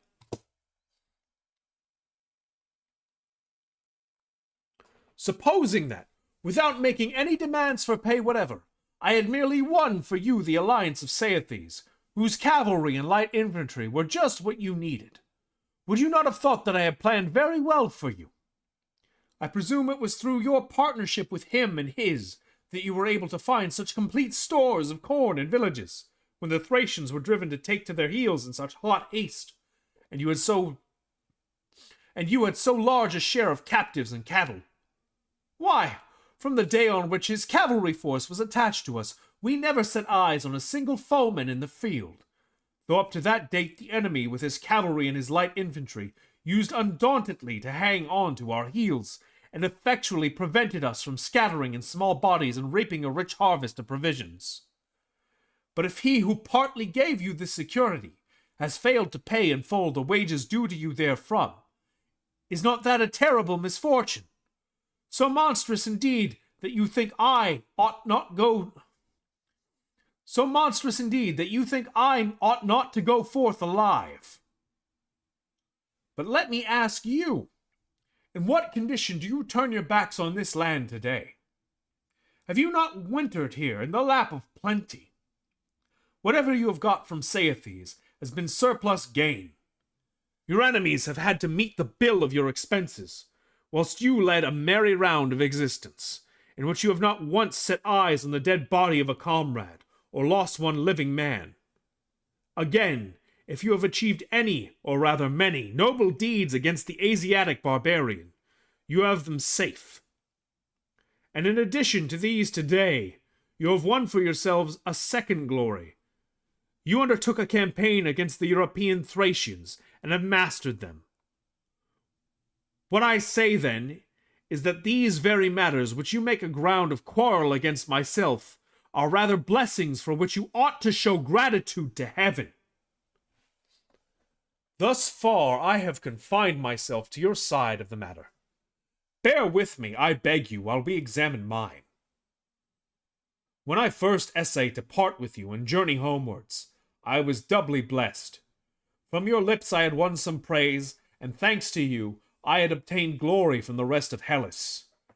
I was trusted by the Lacedaemonians, else would they not have sent me back to you.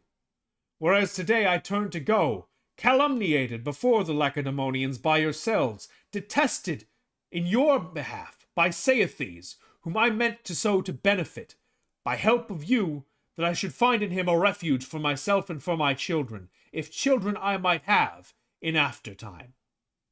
And you the while, for whose sake I have incurred so much hate, the hate of people far superior to me in strength, you for whom I have not yet ceased to devise all the good I can, entertain such sentiments about me.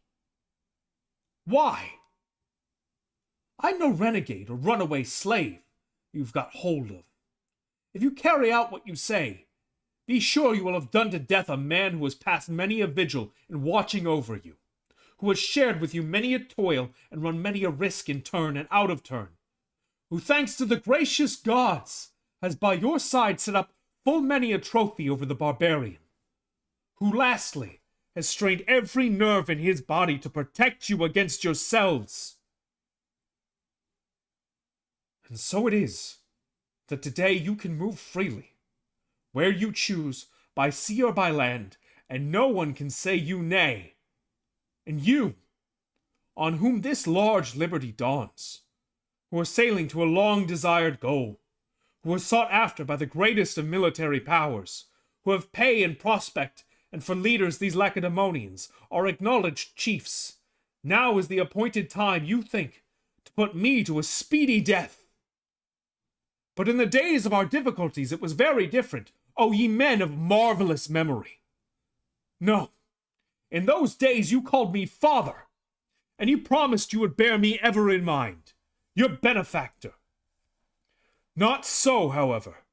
Not so ungracious are those who have come to you today, nor, if I mistake not, have you bettered yourself in their eyes by your treatment of me. With these words he paused, and Charminus the Lacedaemonian got up and said, Nay, by the twins you are strong, surely, in your anger against this man. I myself can bear testimony in his favor. When Polynicus and I asked Saethes what sort of man he was, Saethes answered, he had but one fault to find with him, that he was too much the soldier's friend, which also was the cause why things went wrong with him, whether as regards us Lacedaemonians or himself, Saethes.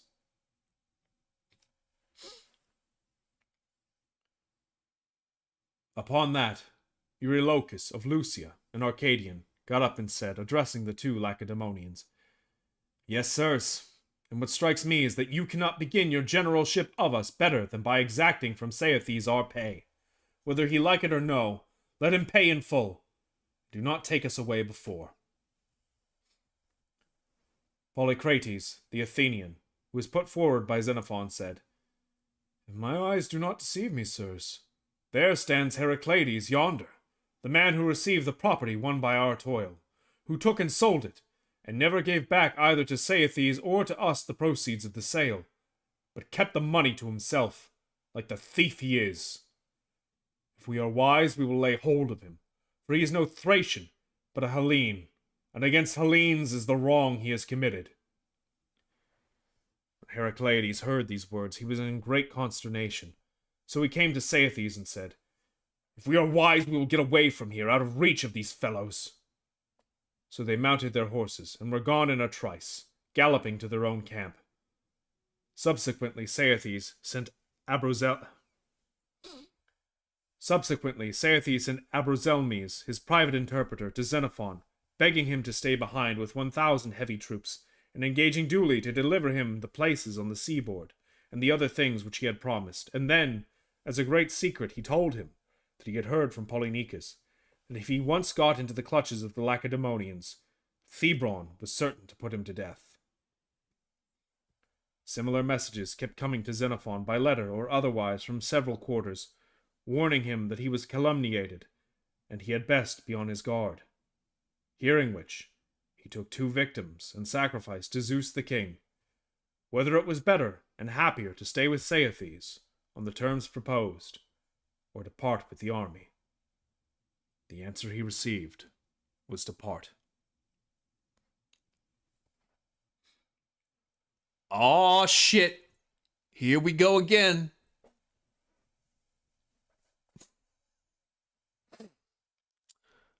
Well, I guess some things never change.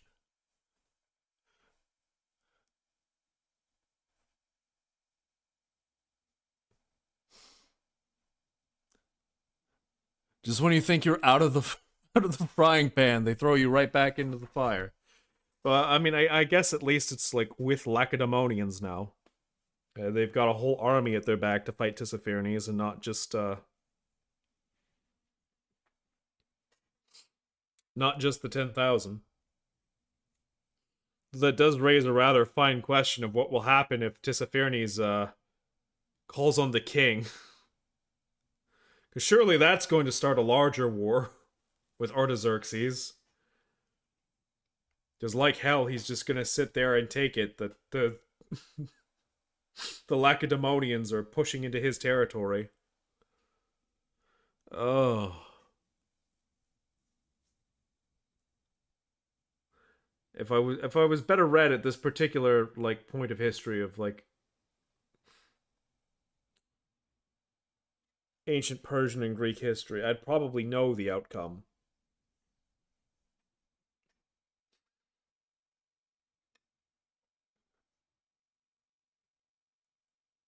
But I do still find it funny.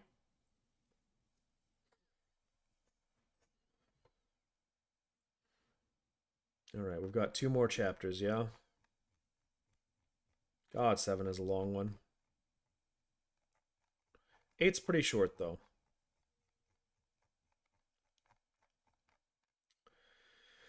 Alrighty, with that in mind, I'm gonna go grab myself some water again, as my throat is still rather parched, despite all the water I've already been drinking today, which is wild to me, but you know, hydration's important. So I'm gonna go do that. Water in, water out, and we'll be back for the last 2 chapters. And I think we actually probably will finish before 1:30 at this rate.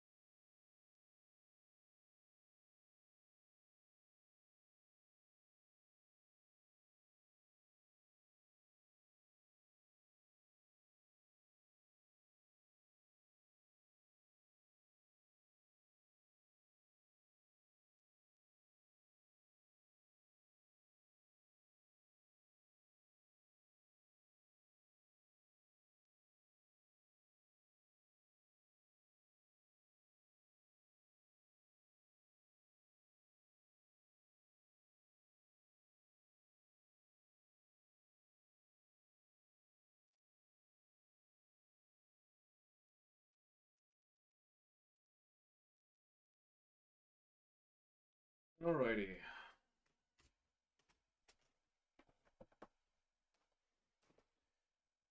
I forgot to grab my water.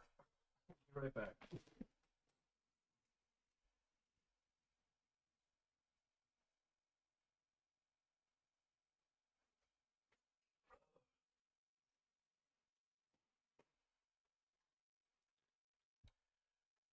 That is, of course, to say I did, in fact, go get the water and pour it, and then went to the bathroom after and left the water in the kitchen.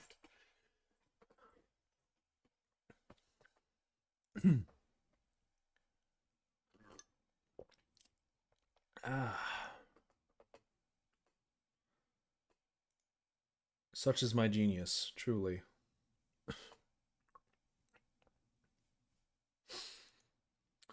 Alrighty. But that's done, and we are on to chapter 7. A penultimate chapter of Anabasis.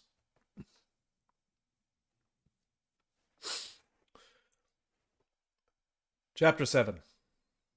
After this, Saethes removed his camp to some considerable distance, and the Hellenes took up their quarters in some villages, selecting those in which they could best supply their commissariat, on the road to the sea. Now these particular villages had been given by Saethes to Metasates. Accordingly, when the latter saw his property in the villages being expended by the Hellenes, he was not over well pleased, and taking with him an Odrysian, a powerful person among those who had come down from the interior, and about 30 mounted troopers, he came and challenged Xenophon to come forth from the Hellenic host. He, then taking some of the officers and others of a character to be relied upon, came forward. Then Metasates, addressing Xenophon, said, "You are doing wrong to pillage our villages. We give you fair warning.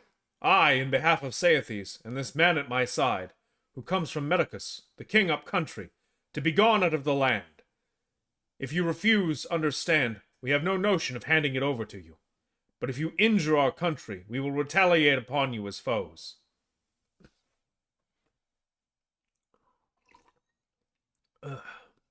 Yep.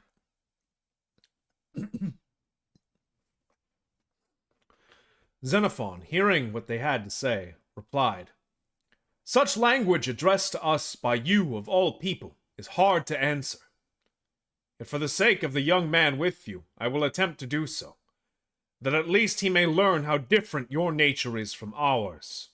We," he continued, "before we were your friends, had the free run of this country, moving this way or that, as it took our fancy, pillaging and burning just as we chose, and you yourself, Metasates, whenever you came to us on an embassy, camped with us, without apprehension of any foe. As a tribe collectively, you scarcely approached the country at all, or if you found yourselves in it, you bivouacked with your horses, bitted and bridled, as being in the territory of your superiors. Presently you made friends with us, and thanks to us, by God's help, you have won this country, out of which today you seek to drive us. A country which we held by your own strength. A country which we held by our own strength and gave to you. No hostile force, as you well know, was capable of expelling us. It might have been expected of you personally to speed us on our way with some gift, in return for the good we did you. Not so. Even though our backs are turned to go, we are too slow in our movements for you. You will not suffer us to take up quarters even, if you can help it, and these words arouse no shame in you either before the gods, or this Odrysian, in whose eyes today you are man of means, though until you cultivated our friendship, you lived a robber's life, as you have told us. However, why do you address yourself to me? I am no longer in command. Our generals are the Lacedaemonians, to whom you and yours delivered the army for withdrawal, and that, without even inviting me to attend, you most marvelous of men, so that if I lost their favor when I brought you the troops, I might now win their gratitude by restoring them." As soon as the Odrysian had heard this statement, he exclaimed, "For my part, Metasates, I sink under the earth for the very shame at what I hear. If I had known the truth before, I would never have accompanied you. As it is, I return at once. Never would King Medocus applaud me if I drove forth his benefactors." With these words, he mounted his horse and rode away, and with him the rest of the horsemen, except 4 or 5. But Metasates, still vexed by the pillaging of the country, urged Xenophon to summon the 2 Lacedaemonians, and he, taking the pick of his men, came to Charminus and Polynicus,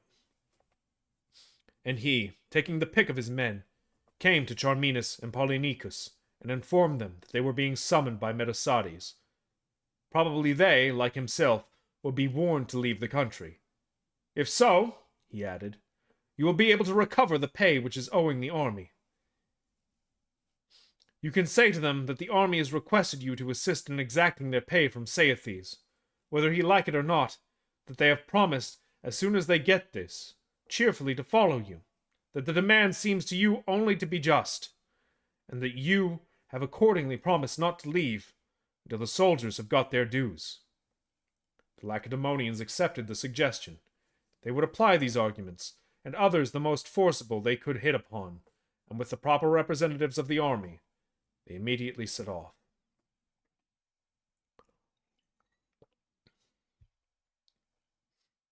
On their arrival, Charminus spoke. If you have anything to say to us, Metasates, say it. But if not, we have something to say to you."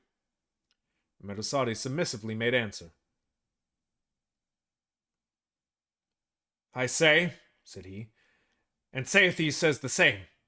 We think we have a right to ask those who have become our friends should not be ill-treated by you, whatever..."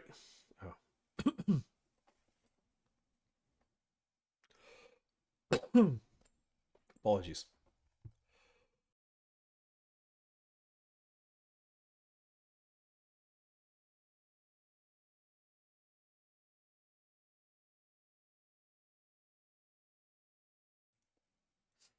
Blah. Alrighty. Sorry about that.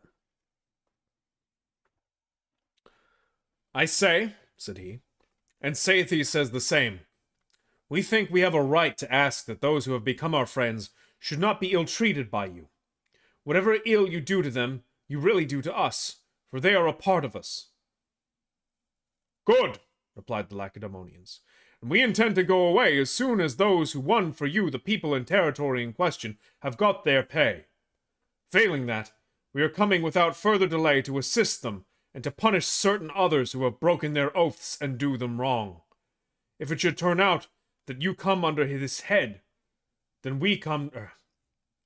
If it should turn out that you come under this head, when we come to exact justice, we shall begin with you." Xenophon added, "Would you prefer, Metasates, to leave it to these people themselves, in whose country we are..."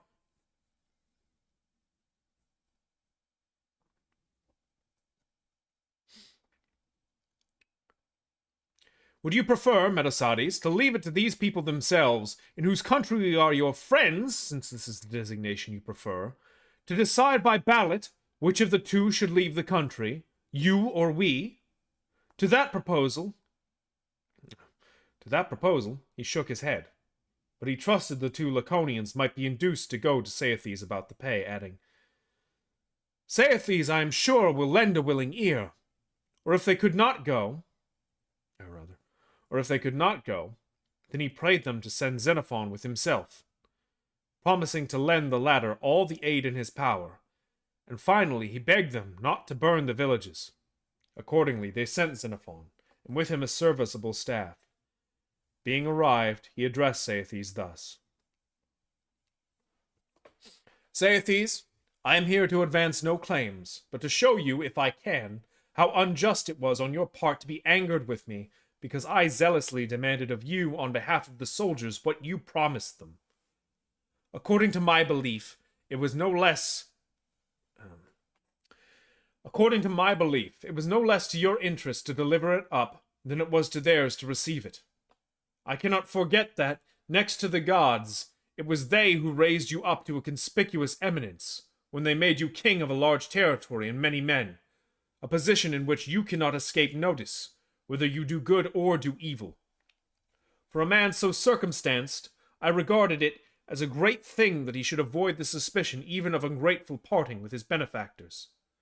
It was a great thing, I thought, that you should be well spoken of by 6,000 human beings, but the greatest thing of all, that you should in no wise discredit the sincerity of your own word. For what of the man who cannot be trusted? I see that the words of his mouth are but vain words, powerless and unhonored. But with him who is seen to regard truth, the case is otherwise. He can achieve by his words what another achieves by force. If he seeks to bring the foolish to their senses, his very frown, I perceive, has a more sobering effect than the chastisement inflicted by another. Or in negotiations, the very promises of such one are of equal weight with gifts of one another. Try and recall to mind in your own case what advance of money you made to us to purchase our alliance. You know you did not advance one penny. It was simply confidence in the sincerity of your word which incited all these men to assist you in your campaign, and so to acquire for you an empire, worth many times more than 30 talents, which is all they now claim to receive. Here then, first of all, goes the credit which won for you your kingdom, sold for so mean a sum. Let me remind you on the great importance which you have then attached to the acquisition of your present conquests. I am certain that to achieve what stands achieved today, you would have willingly have foregone the gain of 50 times that paltry sum. To me it seems that to lose your present fortune were a more serious loss than never to have won it, since surely it is harder to be poor after being rich than never to have tasted wealth at all, and more painful to sink to the level of a subject, being a king, than never to have worn a crown. You cannot forget that your present vassals were not persuaded to become your subjects out of love for you, but by sheer force, and but for some restraining dread, they would endeavor to be free again tomorrow. And how do you propose to stimulate their sense of awe, and keep them in good behavior towards you? Shall they see our soldiers so disposed towards you, that a word on your part would suffice to keep them now, or if necessary would bring them back again tomorrow? While others, hearing from us 100 stories in your praise, hasten to present themselves at your desire? Or will you drive them to conclude adversely, that through mistrust of what has happened now,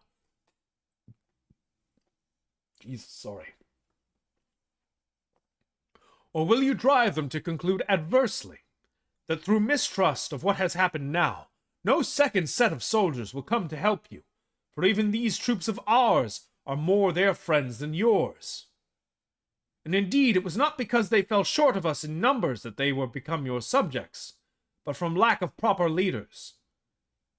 There is a danger, therefore, now lest they should choose as their protectors some of us who regard ourselves as wronged by you, or even better men than us, the Lacedaemonians themselves.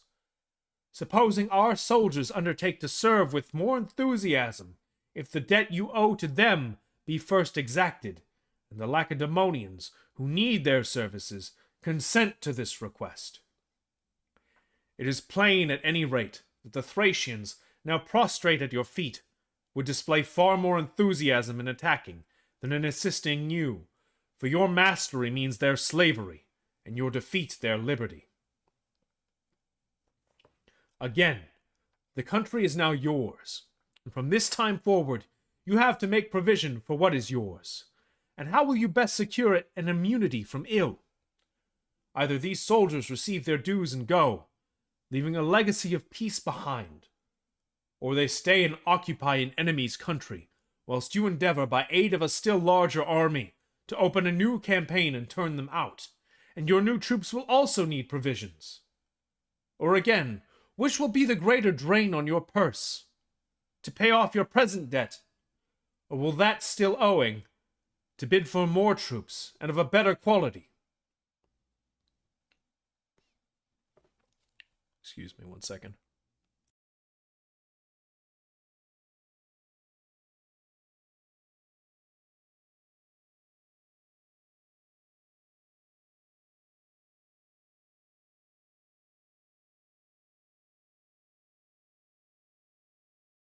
Ugh. I might need to, like, grab a neti pot or something and clear out my sinuses. It's getting gross. Apologies.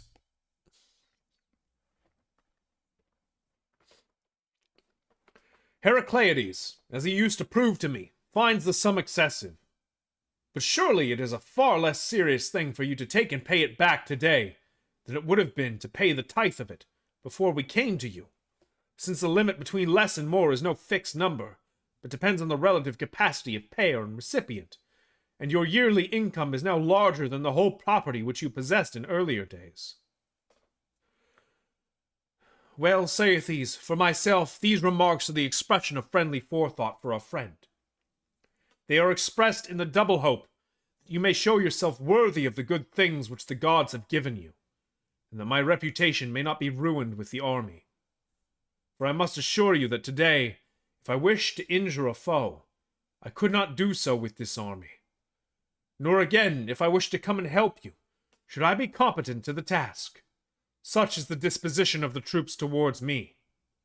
And yet I call you to witness, along with the gods who know, that never have I received anything from you on account of the soldiers.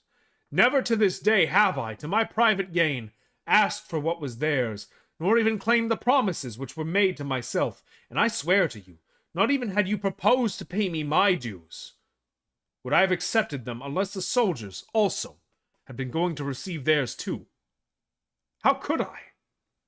How shameful it would have been in me, so to have secured my own interest, while I disregarded the disastrous state of theirs, I being so honored by them.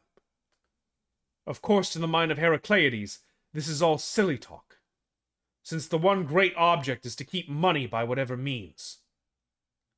That is not my tenet, Saethes.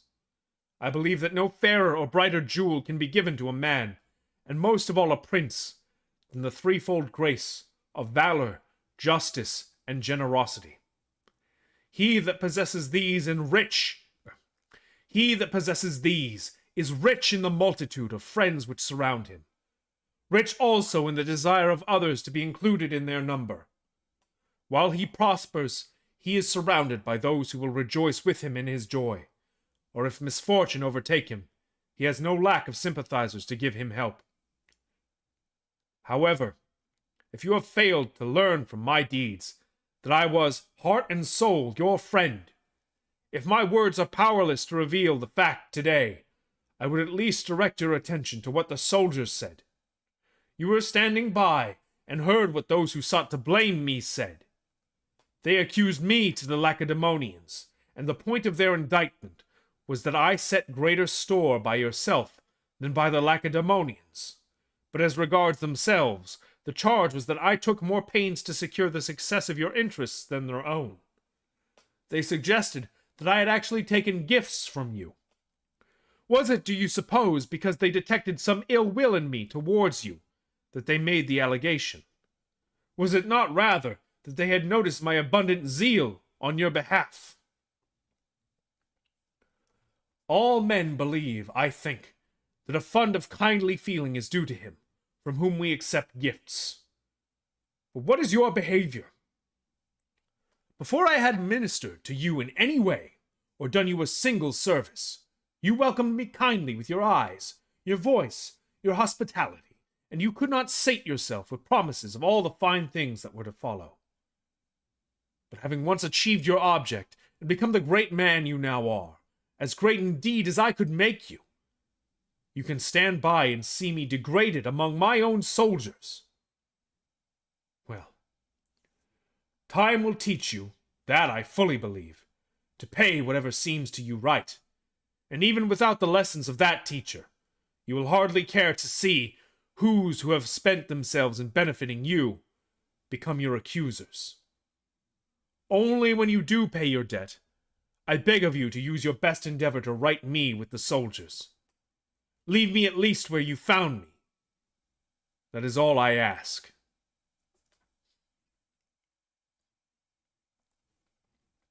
After listening to this appeal, Saethes called down curses on him whose fault it was that the debt had not long ago been paid, and if the general suspicion was correct, this was Heracleides.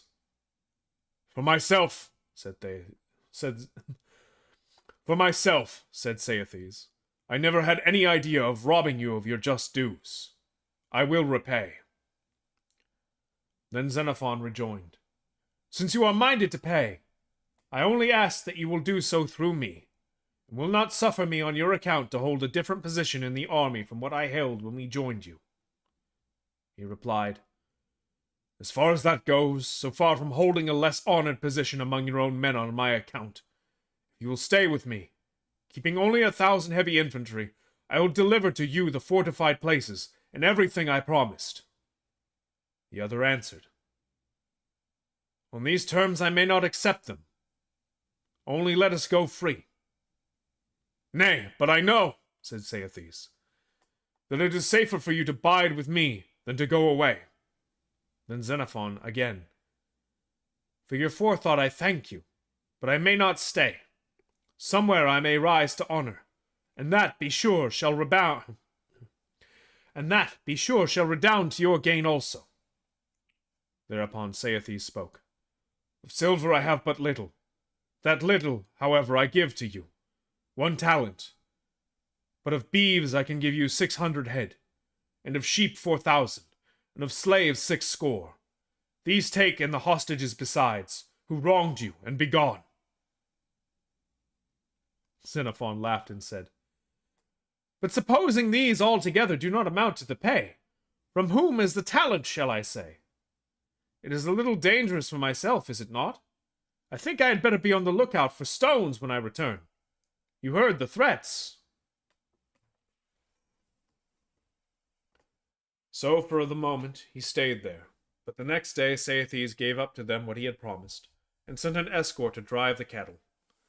The soldiers at first that maintained that Xenophon had gone to take up his abode with Saethes, and to receive what he had been promised. And so when they saw him they were pleased, and ran to meet him. And Xenophon, seeing Tarminus and Polynicus, said, Thanks to your intervention, this much has been saved for the army. My duty is to deliver this fraction over to your keeping. Do you divide and distribute it to the soldiers. Accordingly, they took the property, and appointed official vendors of the booty, and in the end incurred considerable blame. Xenophon held aloof in the fact it was no secret that he was making his preparations to return home, for as yet the vote of banishment had not yet been passed at Athens. But the authorities in the camp came to him and begged him not to go away until he had conducted the army to its destination, and handed it over to Thebron.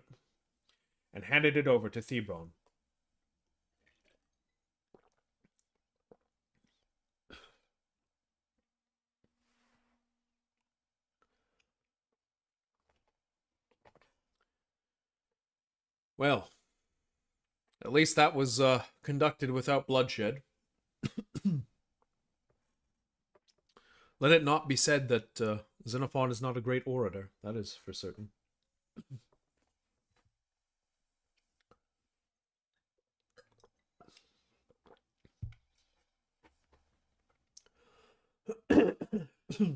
Sorry. Throat's just a little rough tonight. But I will say, I would love to see, I know it's probably not possible, because I don't know that there are any games that, historically go that far back. I know, oh god. Imperator Rome is, slightly after this. It's after the fall of Alexander, which I believe would have been, I want to say at least another 60, 70 years at least.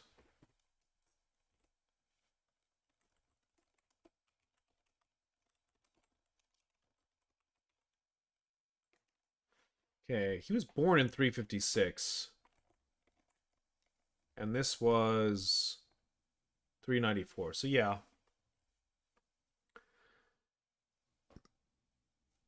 Be another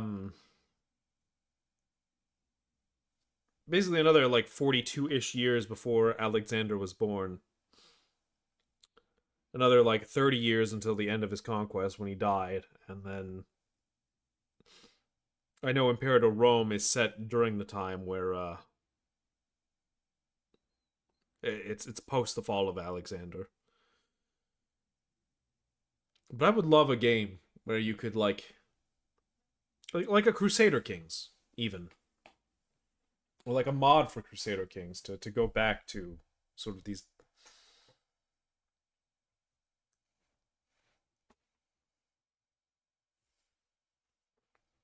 like these particular dates and meet characters like Xenophon, or like build your own Xenophon even.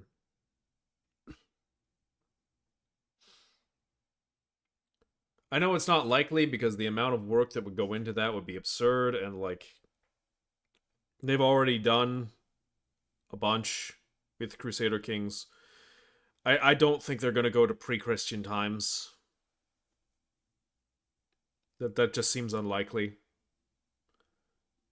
Because then they have to factor in like they'd have to factor in basically the whole spawning of Jesus and the Jewish revolts. And then in 600 they'd have to factor in like the birth of the prophet Muhammad. And Muhammad can't be depicted. That would cause problems amongst like all of the other things that happen around the world in this time. And there's just not a lot of written history about what the world looked like at that time, unfortunately.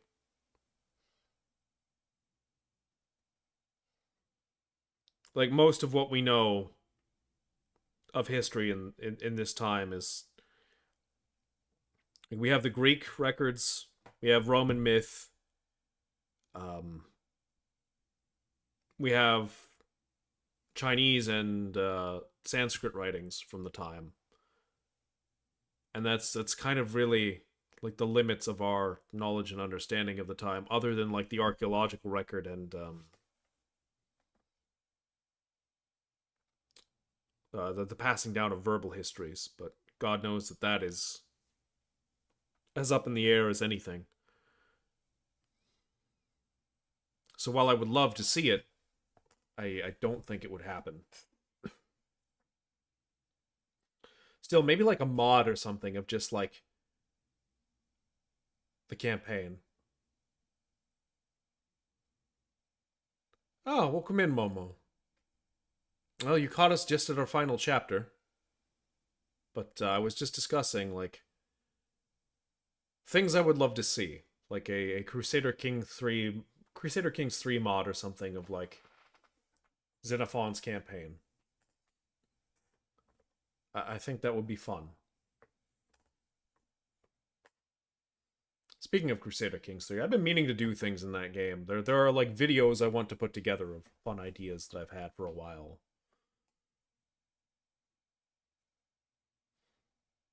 But I like a lot of it is based off of like things like this, like Xenophon, or goofy stuff like doing an Anasir campaign. Sorry, Anashir. I do it too. I'm guilty. But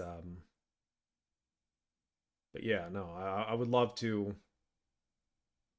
have like a little adventuring merchant campaign as Anashir selling bad copper, and just try and make the character portrait as like cursed as possible to look like him.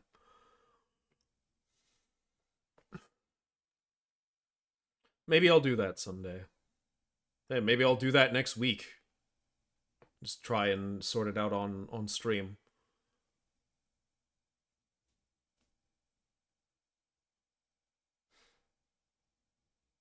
Anyway, all of that to say,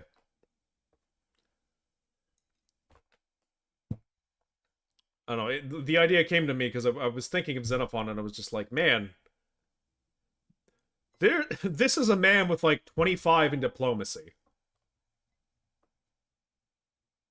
Like the sheer amount of like nonsense he's able to get away with just by like making good arguments. I also have to wonder, like, how much of this is like shower arguments he made like after the fact to just like pad out the writing and make him seem better.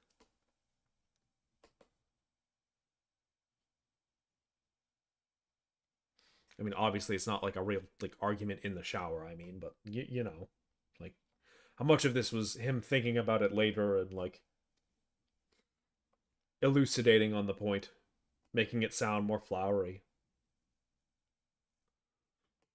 Anyway, I hope the babies are well, Momo. Please do give little Mochi and Nico my best. Milo as well.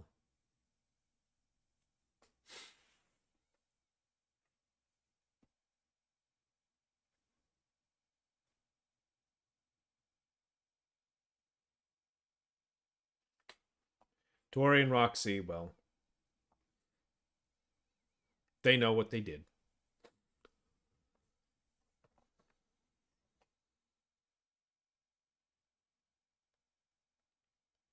Anyway.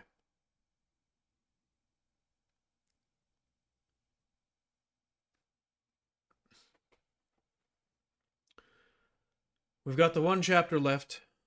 I see no reason not to see this to its end, but I am a little nostalgic. Well, maybe nostalgic's not the right word, but as much as I'm sad to see it end, I'm glad we're through it, and I'm a little excited to see what we'll read next. I'm not sure yet. I'm glad they did. But yes, I'm not sure what next we'll read. I'm open to suggestions. I think I know what author I want to read.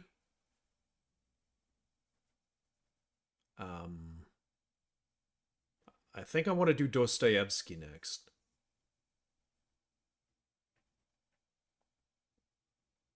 But I don't know which book I want to start with.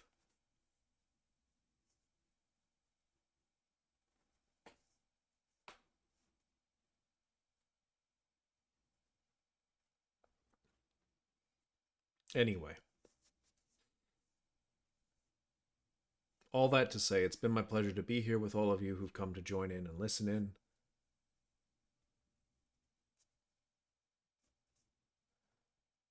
I appreciate that, Momo. But as I said, no. It's been my pleasure to have you all along, those of you who have listened, and with all that said, let's get through our last chapter. Chapter 8. From this place they sailed across to Lampsacus, and here Xenophon was met by Eucleides the soothsayer, a Philasian, the son of Cleogoras, who painted the dreams in the Lycium.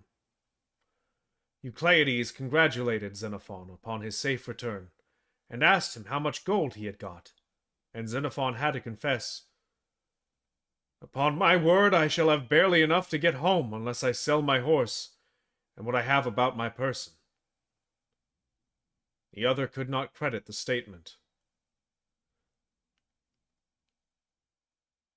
Now, when the Lampsacines sent gifts of hospitality to Xenophon, and he was sacrificing to Apollo, he requested the presence of Eucleides, and the latter, seeing the victim, said, "Now I believe what you said about having no money. But I am certain," he continued, "if it were ever to come, there is an obstacle in the way. If nothing else, you are that obstacle yourself."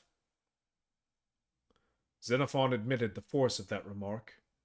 Then the other.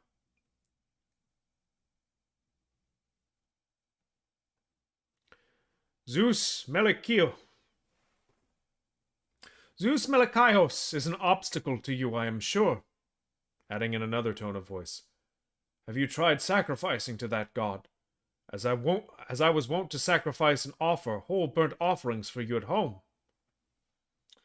Xenophon replied that since he had been abroad, he had not sacrificed to that god.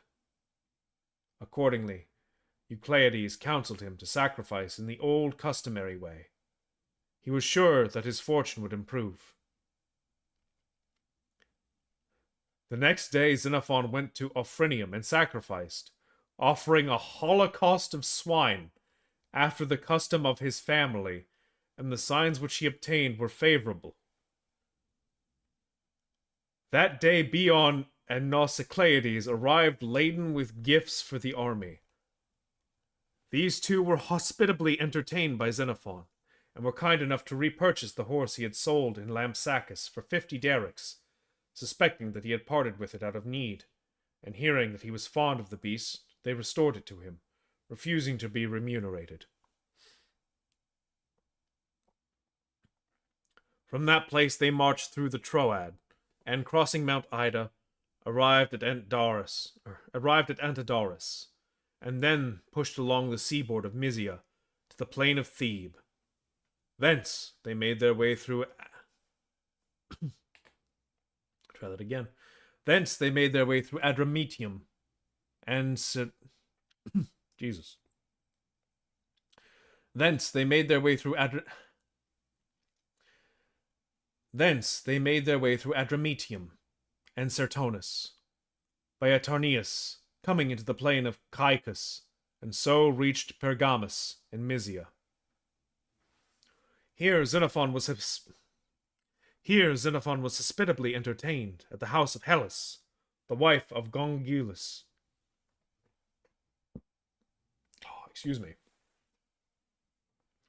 Here Xenophon was hospitably entertained at the house of Hellas, the wife of Gongylus the Erythraean, the mother of Gorgion and Gongylus. From her he learnt that Acidates, a Persian notable, was in the plain. "If you take 30 men and go by night, you will take him prisoner," she said. "Wife, children, money, and all. Of money he has a store." And to show them the way to these treasures, she sent her own cousin, and Daphnagoras, whom she set great store by.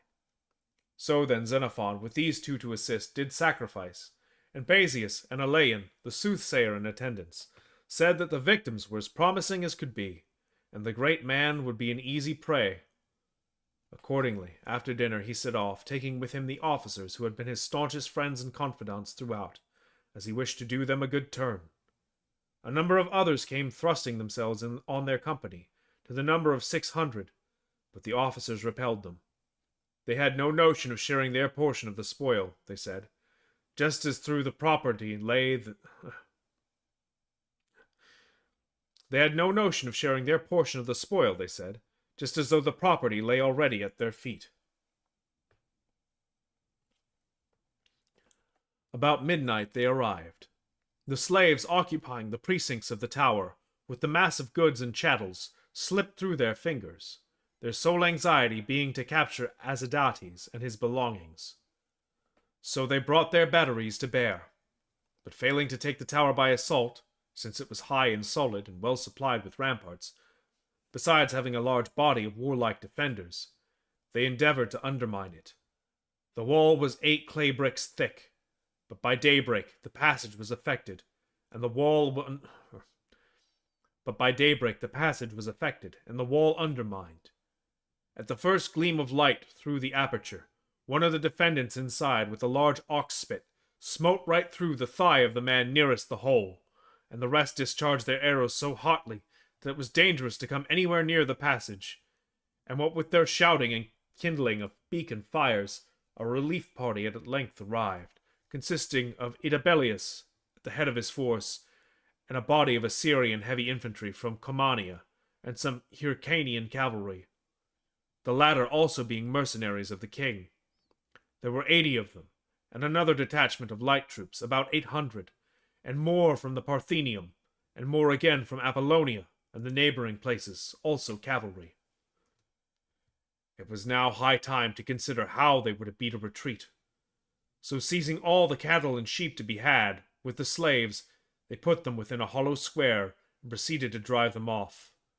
Not that they had a thought to give to the spoils now, but for precaution's sake, and for fear lest, if they left the goods and chattels behind and made off, the retreat would rapidly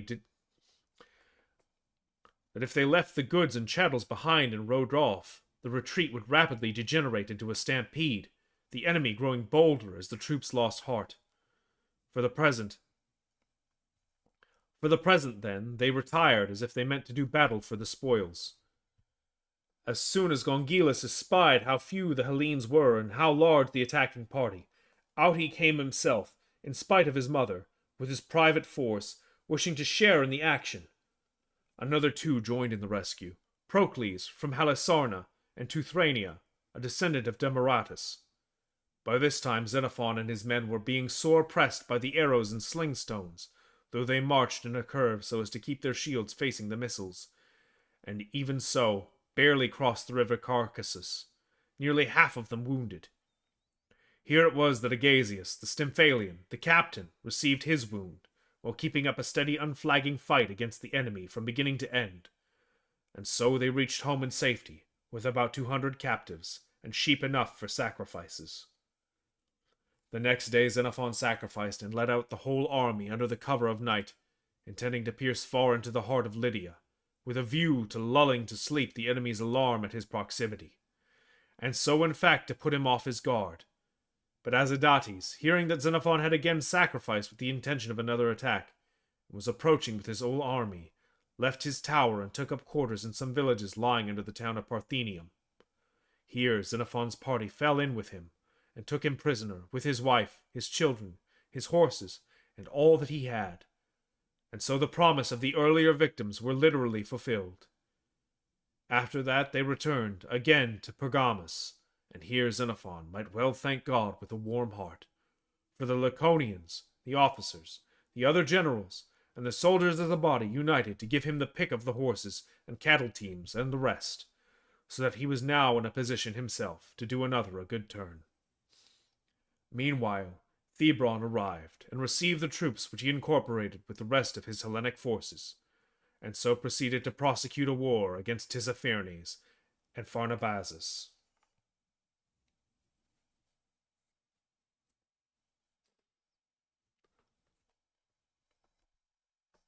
Well, a neat and tidy end to our story.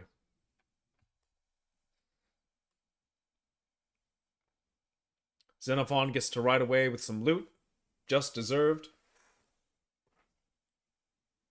And the 10,000, now only about 6,000 or so, get to ride off with the Lacedaemonians to wage war against the people who harangued them for so long as they rode through all of Persia and get their revenge.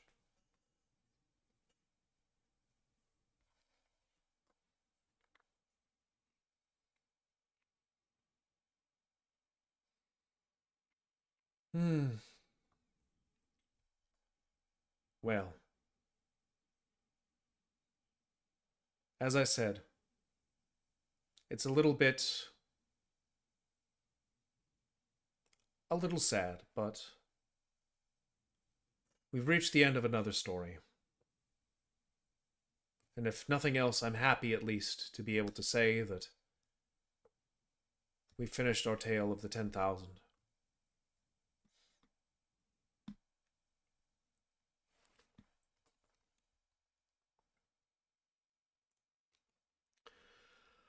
At the end of it, I would say not exactly. I would say I expected more in the way of, I guess, high adventure. But I suppose it makes sense that it was very matter of fact. It was a military man writing it. And in truth, for someone who was so desperately at odds with everyone around him and trying to make his way back home, it makes sense that the story played out the way it did. Because it is a very human story. At the end of the day, these people were real people. This is not a work of fiction, though I'm sure there were embellishments. It's still a recounting of what actually happened to the man. So it doesn't exactly, I guess,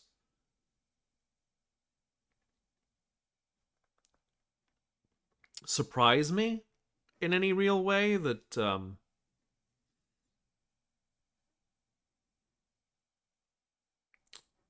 it was filled with more sort of diplomacy and intrigue in a story than mayhaps might have been expected of a story of an army on the march. I guess the thing that like gets to me in a way is that there's not really much description of the battles in terms of being like grand things. But I suppose it would be hard for there to be because Xenophon is writing all of this from his perspective as a commander. He's only has like a limited view of what's going on or the strategy in question.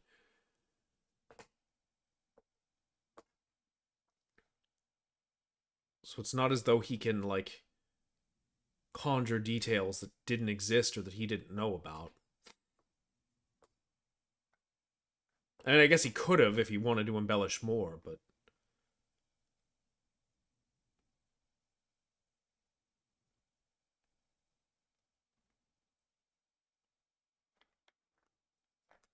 I think the end of the day, it is what it is. It is a story of a man who rose to a position he didn't expect to find himself in and did everything he could in order to bring the men he was effectively charged with leading back home, to do good by them as much as he could with the situation he was in, and eventually to wash his hands of them at the end, after everything, and finally take some genuine value away from all he had done.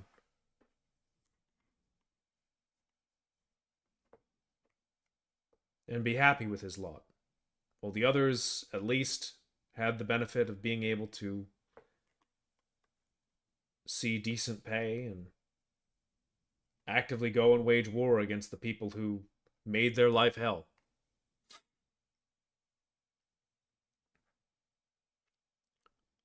All because they decided that they had wanted to follow along with a guy who had promised them things and then lied to them.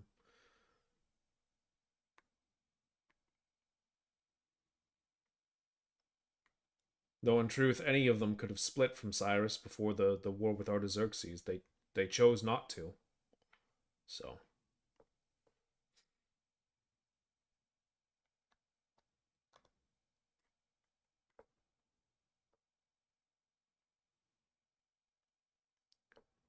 I will say it does paint Cyrus the Younger in a very charitable light.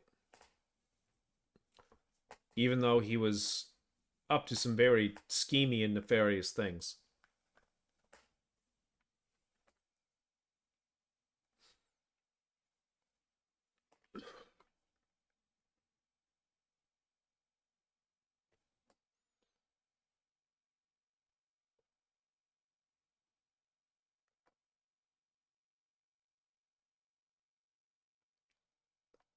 He was very much the asshole you just everybody loves for some reason.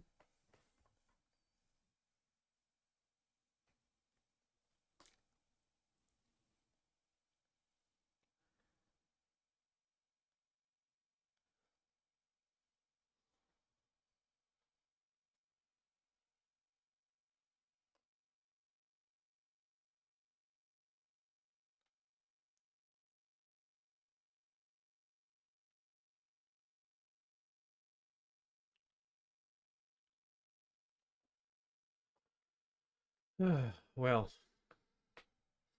all that done, I think that's as good a place as any to leave it for tonight. But, like I said, we'll be back with reading streams again on Mondays once I have picked out a new book. I'm thinking Dostoevsky. I just don't know what yet. But I'll go through his library and see which seems to resonate with me the most. And if it's just, excuse me, if it's still too hard to pick, then I will probably post up a I am feeling a little accomplished, Momo. A little bit.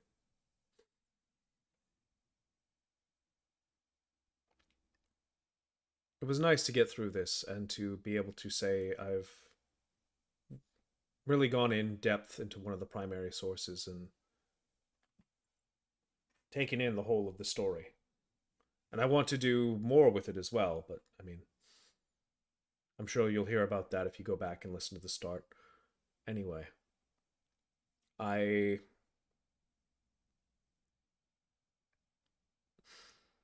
what was I saying? Oh yes, Dostoevsky. If I have trouble picking between one of his novels, I'll probably put a poll up in the Discord or something, or on Twitter, somewhere it can be found, and I'll let people vote on what they want to hear next. If I have trouble. But for the next couple weeks, I'll probably just fill in my Monday streams with something like KCD 2 or Elden Ring, something else I'm doing for now. Um, just to fill the space until I make my decision. Either way. That's going to be it for tonight. I hope you've had yourselves a wonderful rest. I hope you've had yourself a wonderful time and that you have a wonderful rest of your morning, afternoon, evening, or night, wherever you are in the world. As I say at the end of every stream, try not to take life too serious. Thank you again for joining me on this journey. And I hope to see you again tomorrow as we rejoin Henry of Skalitz in his bohemian adventures. Good night and goodbye for now, my friends. And take care.